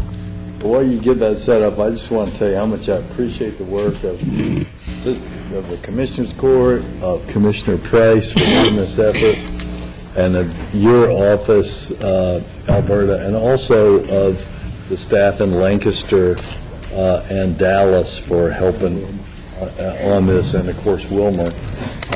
Y'all are doing a great job, and it's really going to help create some good jobs for people who live in this region. So thank you. And thank you, Judge, and thank you, Commissioner. I want to go ahead and also introduce the team. We've been having task force meetings monthly, and Commissioner Price has been a part of that team. So we have a lot of the members here from COG, City of Wilmer, City of Lancaster, our consultant team, and our stakeholders. So if you guys could just stand up.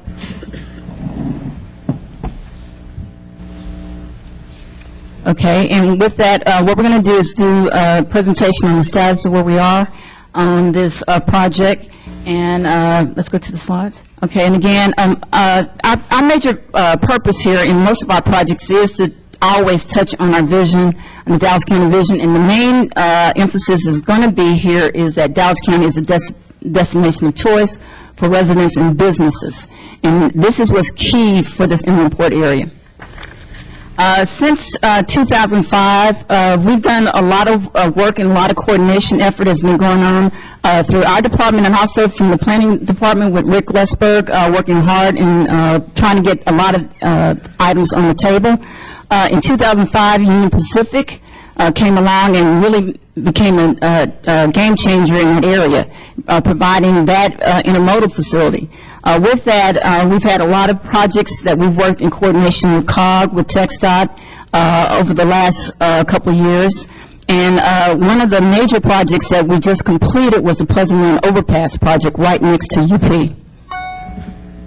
With this, it's not showing up real clear here, but these are the projects that we've been working on. Those dots are just showing you the projects along 45 and along 20 that we've really we've worked on for these past years. And the current project that we're working on closely is this Pleasant Run project.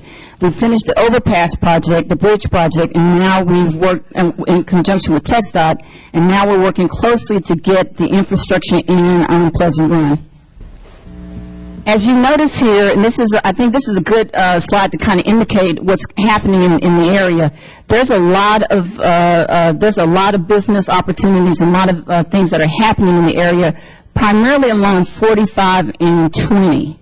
And if you notice that area that's right there in the middle, that's the area where the infrastructure is really needed. And that's where we're really trying to work really hard to get that infrastructure into place, because that's going to be the thing that's going to make the difference for that interior area.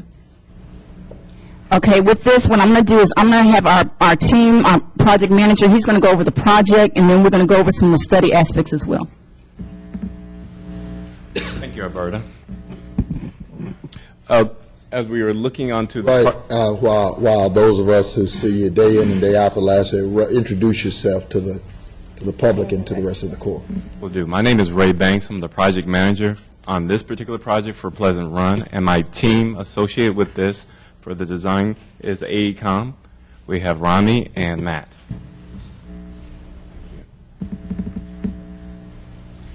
As we were looking on this particular project, we actually have our partners, which is composed of Dallas County, NetCog, Lancaster, Wilmer, AECOM, and EJS, which they should have been mentioned earlier as well.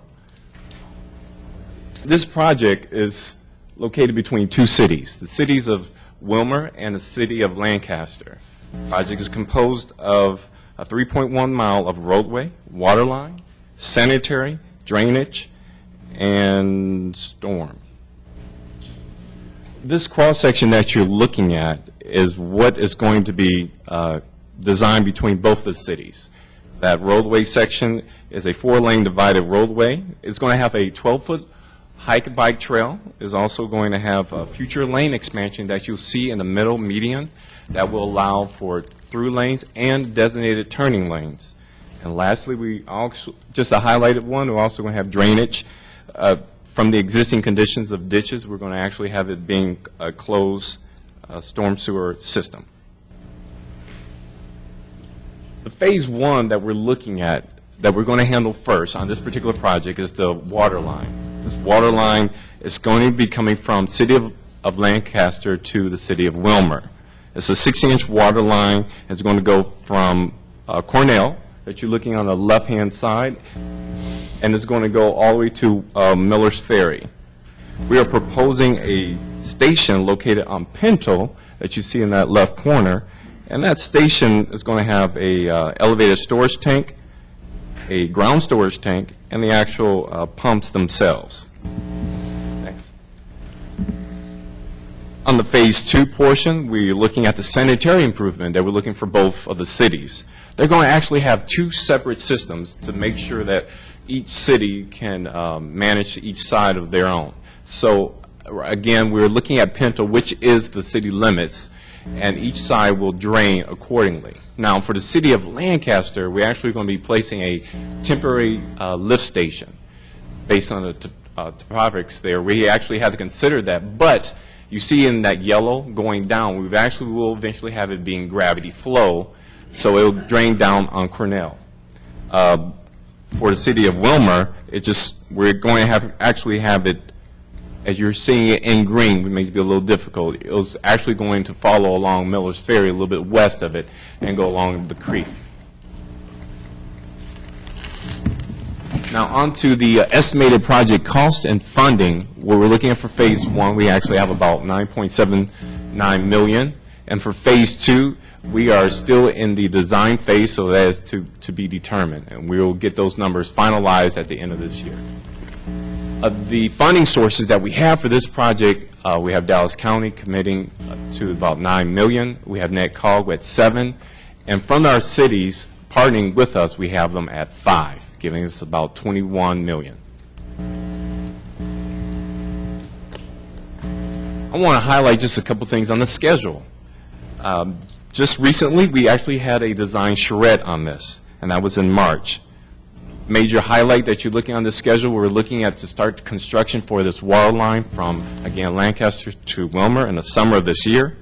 We're looking at the roadway, drainage, and sanitary line, and that we want to happen in the summer of 2006.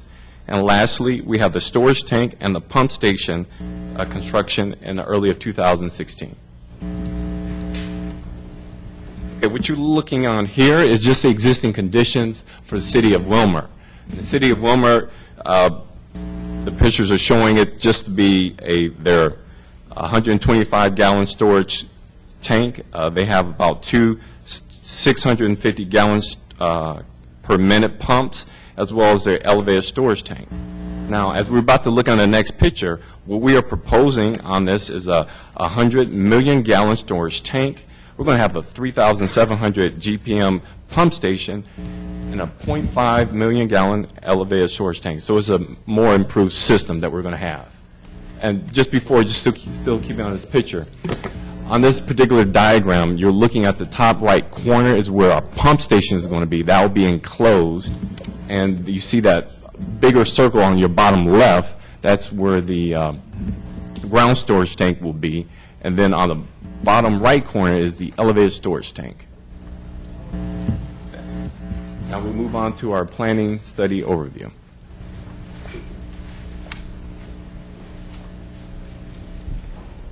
Thanks, Ray. My name is Jonathan Tarfer. I'm Senior Transportation Planner with the Public Works Department, and I'm overseeing the planning study as part of this overall project. And so what we're doing here is expanding upon the Southern Dallas County infrastructure analysis that was completed by NetCog in October of 2012. And so what we're looking at here is looking at in greater detail about what are the next projects that are going to be needed to improve the infrastructure to continue the economic growth of the inland port. So we're looking at possible projects that could include multidisciplinary or integrated infrastructure projects such as Pleasant Run Road, which is not just a roadway project, but it also includes water and wastewater improvements that are needed in that area of the inland port. So we're looking at it from that standpoint, and we're looking at how to prioritize those projects in the next 5 years, 5 to 10 years, and beyond that, so that we can go out and identify funding opportunities to help those projects come to fruition and sustain the continued economic growth of the inland port. What we're looking at in this study is we have Edwin Jones Engineering Services, or EJES. They are reviewing materials, including the SDCIA report that COG completed, and they're looking at what's happened since then as well, and looking at materials from cities, and also development activity in the area as well.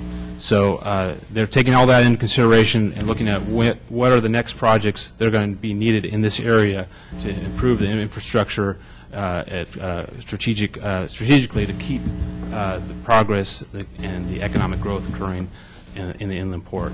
And we're looking forward to the completion of that study by the end of this year. That's all I have. I just want to say, while Alberto is summing up, I really want to thank Public Works and all of our partners, the ECOMs, the EGSs, Wilmer and Lancaster. Commissioner Cantrell said something a few minutes ago. What initiated this, other than the North Central Texas Council of Government study, was the fact that Lancaster has a 40 million gallon a day take. That means they're paying for 40 million gallons of water every day. They're only using they were utilizing about 9 million gallons. When you look at Wilmer and other areas, and as you saw the map that talked about the Ace Hardwares and the Whirlpools and all that are going into that area because of land availability, water was a challenge. And as a result, these companies were having to build individual fire suppressant systems. You cannot ask supposedly the hottest industrial area in the country to allow people to come in and continue to build individual fire suppressant systems. And so I thank Wilmer and especially Lancaster, but this court, and of course let me say to Senator West, in 2009 he gave us the ability through major capital improvement programs to talk about water. And as a result, this court embraced it. We moved forward. We made a 50% investment, and so did Wilmer and Lancaster over the next 20 years. We've had subsequent hearings with those cities in regards to creating the increment finance districts, and it'll just take a couple of projects to basically extinguish the debt that they would owe in the finance districts. I say all of that to say that we've always known, and again I want to thank this court, that this area was on the national radar screen. The reason we were probably 8 years behind, but at least a good 6 years behind. They're talking about Pleasant Run. We did Wintergreen. We've done a number of things. It wasn't this court, it was a prior court that rescinded of what I consider to be a progress movement forward, and therefore we had to lateral to the North Central Texas Council of Government to do this study, which took another couple of years. And so as a result, we've been treading water trying to catch up. I just want to thank you for staying focused regardless of all of the noise and going forward. We're trying to accelerate now because, as I said, we didn't dub this as the hottest area in the country industrial nationally, it has been dubbed that, and we see that. We see that interest every day. So I just want to thank the department and all of our partners and AECOM, EJES, and all of it, and Public Works staff. I mean, you can't say enough about them. Tony, we drag y'all all over the country. John, Vicky, the staff has been great, and to Lancaster and all. Thank you very much for all you've done. You made it happen. Long overdue. Well, Thank it's you. long overdue, and what's really interesting, especially when you start messing with those roads, you go in and start amending thoroughfare plans, changing thoroughfare, having hearings, and things that you just think are in place once you go down that road. There are a number of things, and so, again. There's nothing. Yeah. Can I ask a question? I read your presentation, and I'm not sure that it followed exactly what had been shown on the screen here. Yeah, the presentation that we had in the briefing was our charrette presentation. Yeah, when we had the charrette presentation, we had all the stakeholders. We had it at Ace Hardware at their facility, and we did a thorough presentation with an overview with boards, like we traditionally do it at all our other project charrettes. And we got feedback from a lot of stakeholders. Union Pacific was there. They gave us a lot of good feedback. So we had a really good meeting in March, and we look forward to getting this water line, 16-inch, into construction this summer. Well, the scope of this, is incredibly impressive, and I hear what you're saying, Commissioner Price, of understanding what is in that part of the county and the improvements that are required to make this project go. Just a little note when you talk about the estimated project cost in Phase 2, that obviously the work is not done yet. If the funding package still is yet to be put together, is that? Yes, we're working really closely. Christy Gotti, I think, is here from the Council of Governments. We've been working very closely with the Council of Governments and with Michael Morris, and really looking at the road and roadway project primarily, and seeing how we can actually work on trying to get all the additional funding or any funding that we need to make that work. And COGS already put in a large sum of money, $7 million, which I think is very commendable. And that they've done this. $7 million? $7 million. I know someone, a friend of mine, who has at least that much money in her offers. Maybe we can do some loaning, borrowing. Well, that was one of the other things on these projects. You have some kind of an idea of how you are going to fund it. Okay, well, otherwise, you're not going to start it if you're only going to get halfway through it and run out of resources. So I was thinking that there was some, there were other pieces of information, and the job isn't done yet. So Well, we knew where at least $7 million was. Right. Well, 7.69 is what I added up here, but. Oh, And my you got God. 8. You all Never have mind, very I'm good sorry. friends. Wait on, I'm sorry. I just. I want to have your friend. Interest rate. But Ms. Blair, I mean, as far as the initial investment, the water, the $10 million for water, that is covered. That is covered, yes. What about that? That 3.1 mile, water infrastructure is covered. Yes, the water, what we're going to go out to bid on this summer is covered.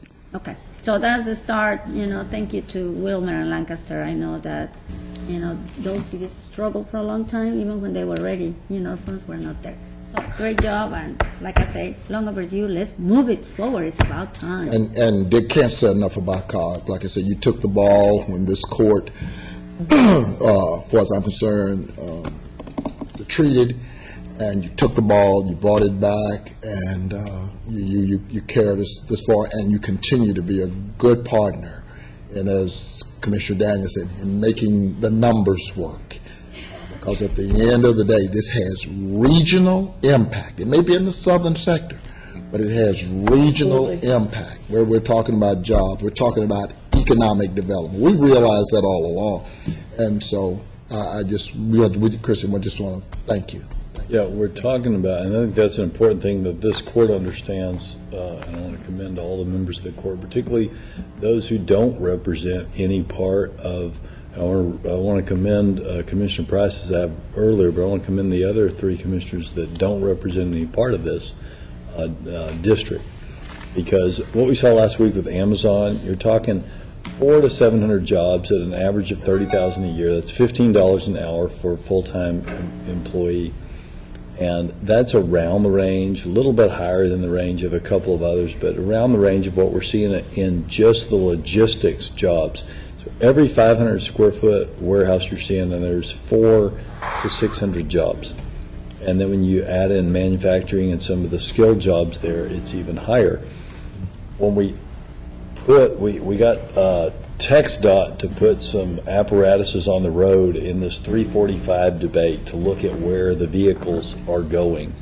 It was interesting because it does colors by how many cars are moving up and down the road. And what we saw is that the cars that started in the morning in sunny South Dallas went as far as Plano north for decent jobs. And there were cars, the only place that was red south of 30, that means that there were a lot of cars going there, was the Inland Port area. And we were drawing from all of your districts. We were drawing from Mesquite and from Sunnyvale and from North Dallas and from northern Ellis County and, of course, from South Dallas for those jobs. So that's a big opportunity, not just for Commissioner Price and I represent the county, so for the county, but it's a big opportunity for all the districts, and for all the cities. Lancaster, huge group of people from Lancaster and DeSoto are taking advantage of those great jobs. I don't know if we're ready to divulge yet, but 364 acres called the Inland Port. Within the next 120 days, I see Paul shaking his head, we're going to be talking about expanding. So that means that things are occurring in that corridor. For them to talk about expanding basically means they've run out of room. And so that's significant to the area. So again, thank you. Thank you. Thank you. Thank you. Thank you.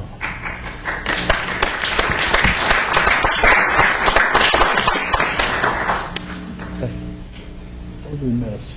Nothing. He's just returning us back. That was all the presentation. All the presentation. Okay, Mr. Martin, Zoom.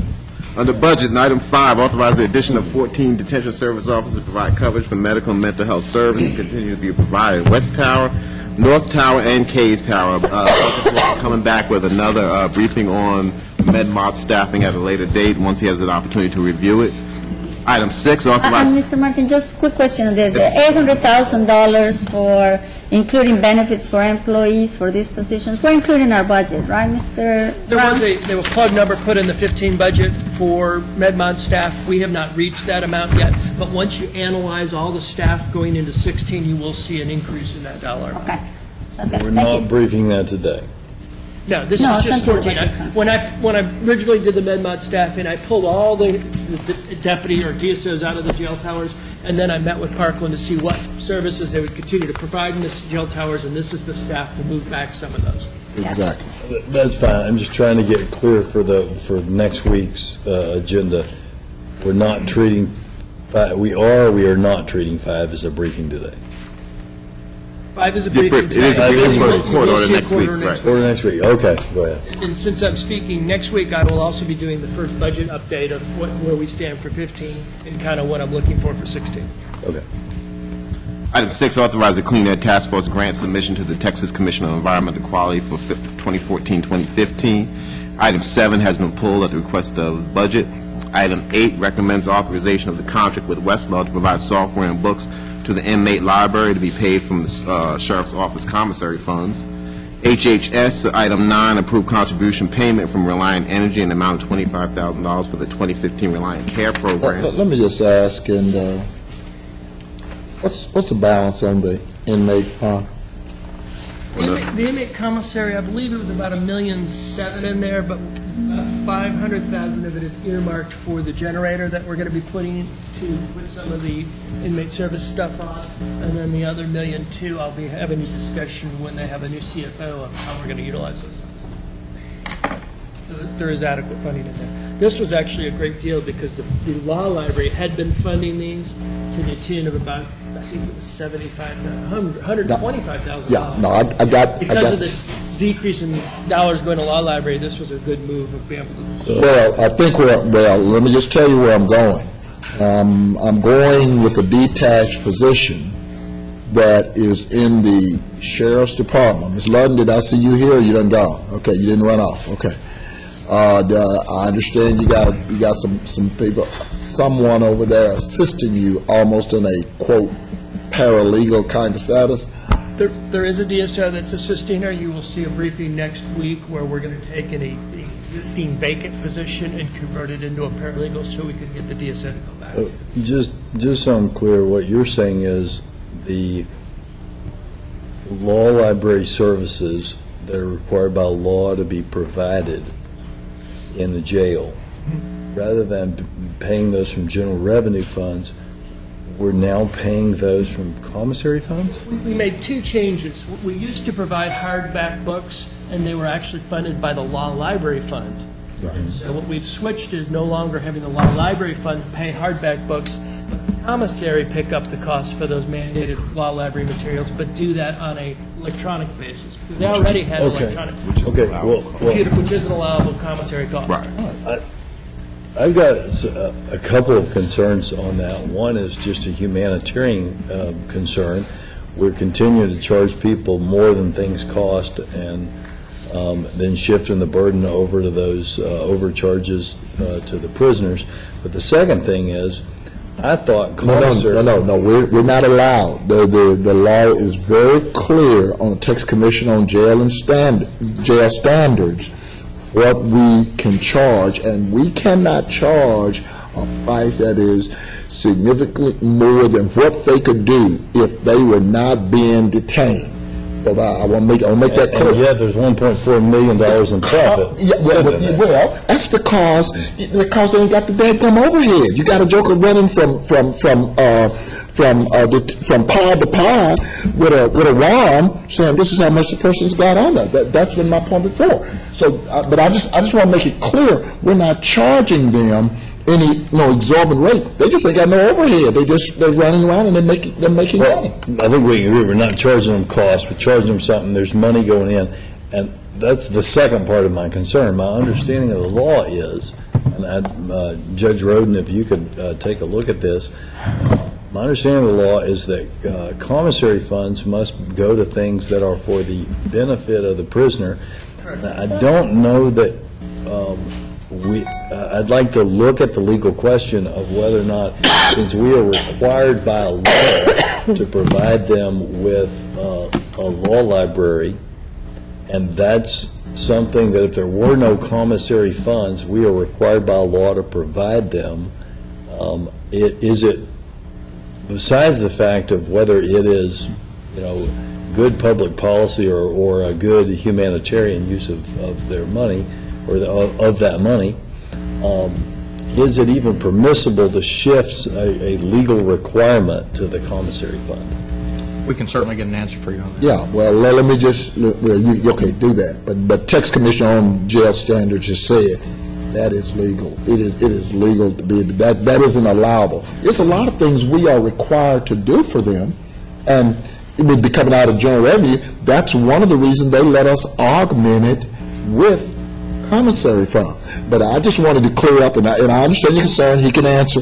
My only concern is I just want to make sure that it does not go out that somehow we're charging the exorbitant price. And this came up probably 10 years ago or less. The Texas Commission on Jail Standard says we cannot charge them any more than they could go out in the street and buy a honey bun or whatever heck they eat.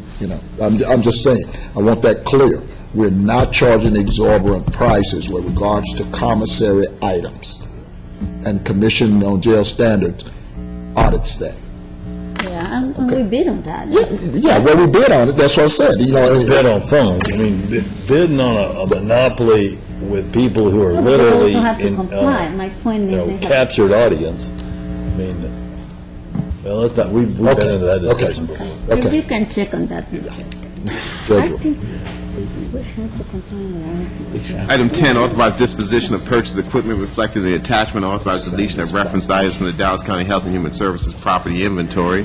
Item 11, approval award of fiscal year 2015 Ryan White Part B supplemental contract funds in the amount of $738,000. IT, number 12, recommends approval of the And I want to make sure, Ms. Rucker, I sent Mr. Thompson a copy of dental health program, because one of the ways we got a chance to talk about that intro is there's a whole piece on AIDS, HIV in there. That they, yeah, so he should have a copy of it. Okay, thank you. Item 12, IT, recommend approval of the personal services contract with Red Zone Resources. Total cost of the service will not exceed $66,000. This is from the Texas Court Project Fund. Operations, item 13, approve the agreed order with TCEQ and approve issuance of payment to TCEQ in the amount of $2,700. Can I ask a point of clarification on this? This is a storage tank? Yes, underground storage tank in George Allen. What's that Storage for? tank for what? It actually serves the generator. It's fuel for the generator. Oh, okay, So it has monitors on it, and one of the monitors malfunctioned, and happened to be when TCEQ was doing the Right, inspection. yeah. So the monitor has been fixed, and we've taken care of that, but there was a fine associated, which they reduced to $2,700. We have to pay by May the 15th, I believe. Right. Okay. Thank you very much. You're welcome. Public Works, item 14, authorize City of Grand Prairie to act as trustee to advertise parcels of land described in attached Exhibit A for sale by public sealed bid. Item 15, consent to sale of property at 2916 Miller Ferry Road in unincorporated County, Texas. Item 16, accept offer from Juan Zuniga for $1,550 to purchase tax foreclosed property at 2797 Chiesa Road in Rowlett, Texas. Item 17, accept offer from Juan Garza for $7,500 to purchase tax foreclosed property at 300 Redbud Lane in Wilmer, Texas. Item 18, accept the offer from BHW Properties for $2,500 to purchase tax foreclosed property at 849 Stanford Drive, and that's in Lancaster. Item 19, authorize execution of 2015 ortho photography LiDAR and Contours official licensing agreement between Dallas County and COG. Total cost of that is $67,000. And let me just say, Mr. Martin, a comment on this item. The orthophotography that this item is requiring is from Public Works, because they wish to have a map-based information system to include the 2015 digital and LIDAR contour. And as we see, we continue to, this is something that my colleagues, Commissioner President, asked me to work with. IT and Mr. Bickram and, Ms. Blair have been working together to be able to do that. And hopefully in the future, the Elections Department will work with our own map-based information. Help me here, because technology is not my thing.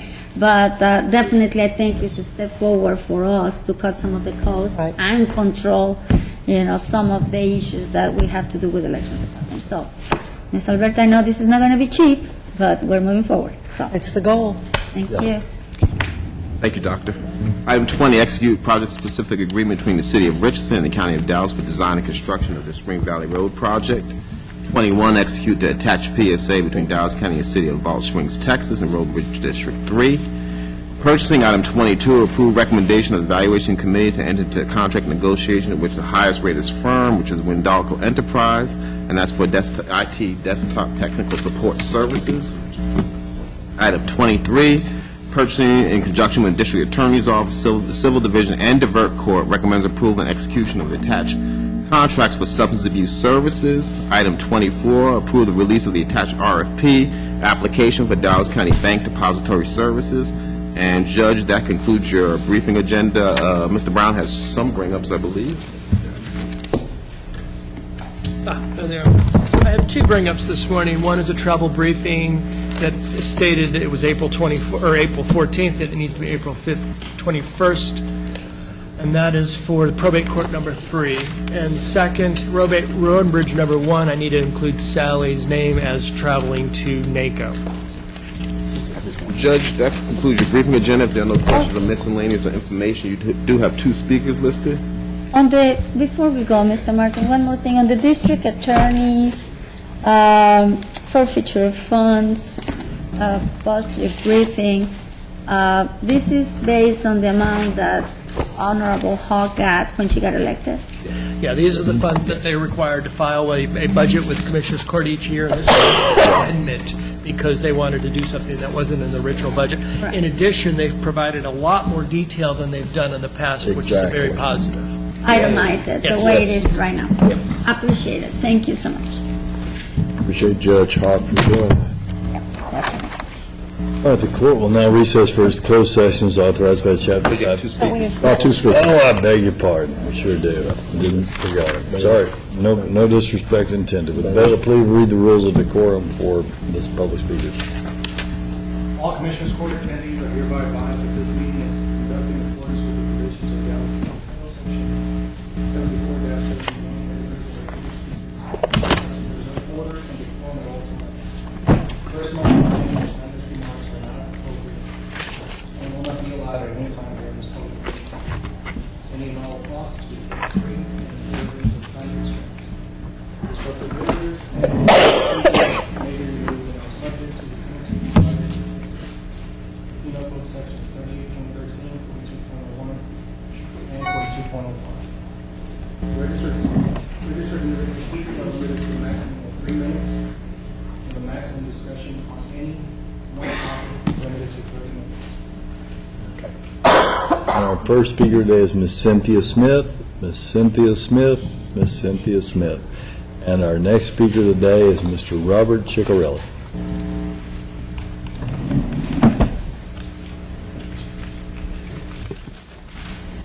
Yeah, good morning, everybody. Before the 3 minutes start, I just want to say something real quick about, you're talking about the colleges. I got housing through LifeNet/Nestor Care. Brent Lewis, the mental health caseworker, really helped me a lot with Lynn Pride Richardson, and I really want to compliment them because without them, I would still be homeless. And I went to jail on purpose. Without that, I would still be homeless. Homelessness is a very terrible issue, and if I was out in the free world, I would be homeless for at least a year before I get housing through HUD. When you're in jail, you get special funding for MHMR. It's very unfortunate what I had to do on purpose, but this needs to be addressed at a different time. I'll talk about it next month.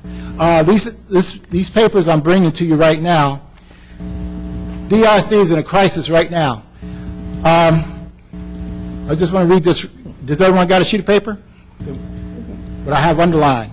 I know that as long as Miles mandated LO, MRS, DOL system, those are lesson plans, the complete refusal to address discipline issues, and a bloated, overpaid bureaucracy are in place, no true progress can be made. I want to make the special issue about the complete refusal to address discipline issues. I stand by that 100% since Miles has been here. He's never talked about it. And this is very simple. It can be corrected. I need all of your participation about this because Thursday night I really think the school board's going to have big problems what's going on with the Miles situation. If Miles would just do this, we refer to the discipline in the media and stand behind it, the teachers would not have an issue about the reforms except maybe the TEI, Teacher Excellent Initiative. Everything would go smoothly because the teachers would know they would have the backing of disciplining the students, and the students would not think they can run the school system. That's the problem. If that is addressed, with all your support, you go to school board members in your district and see this little sheet of paper. It came out on April 13th, DISD blog. I promise you, all these issues except TI will be resolved. Very, very simple. If teachers don't get support from the administration about discipline, and the administration does not bring it up at all, you're going to have problems. I just want to show you this in writing. I've been saying this for 3 years.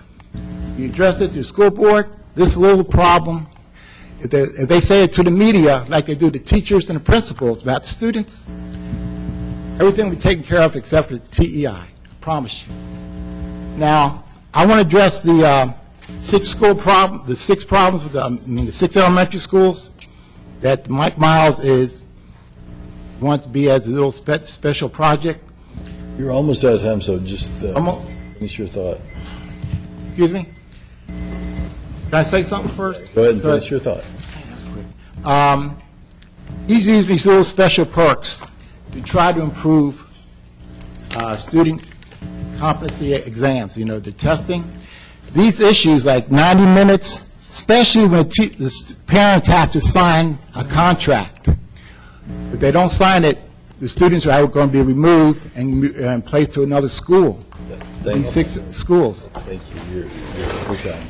Thank you, sir. All right, and that concludes our public speakers for today. We're going to adjourn for, bless you, adjourn for closed session under Chapter 551 of the Texas Government Code. Any action as a result of discussions in closed session will take place. The subsequent open session will begin. Closed session in about 1 minute. Alberta. Where's that?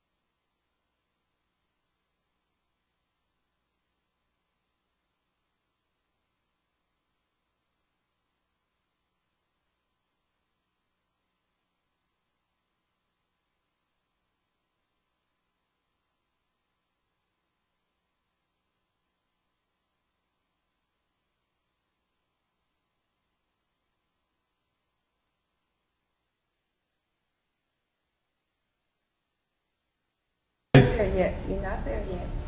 Okay, you're there now. No action necessary, court stands adjourned. I'm signing your paper.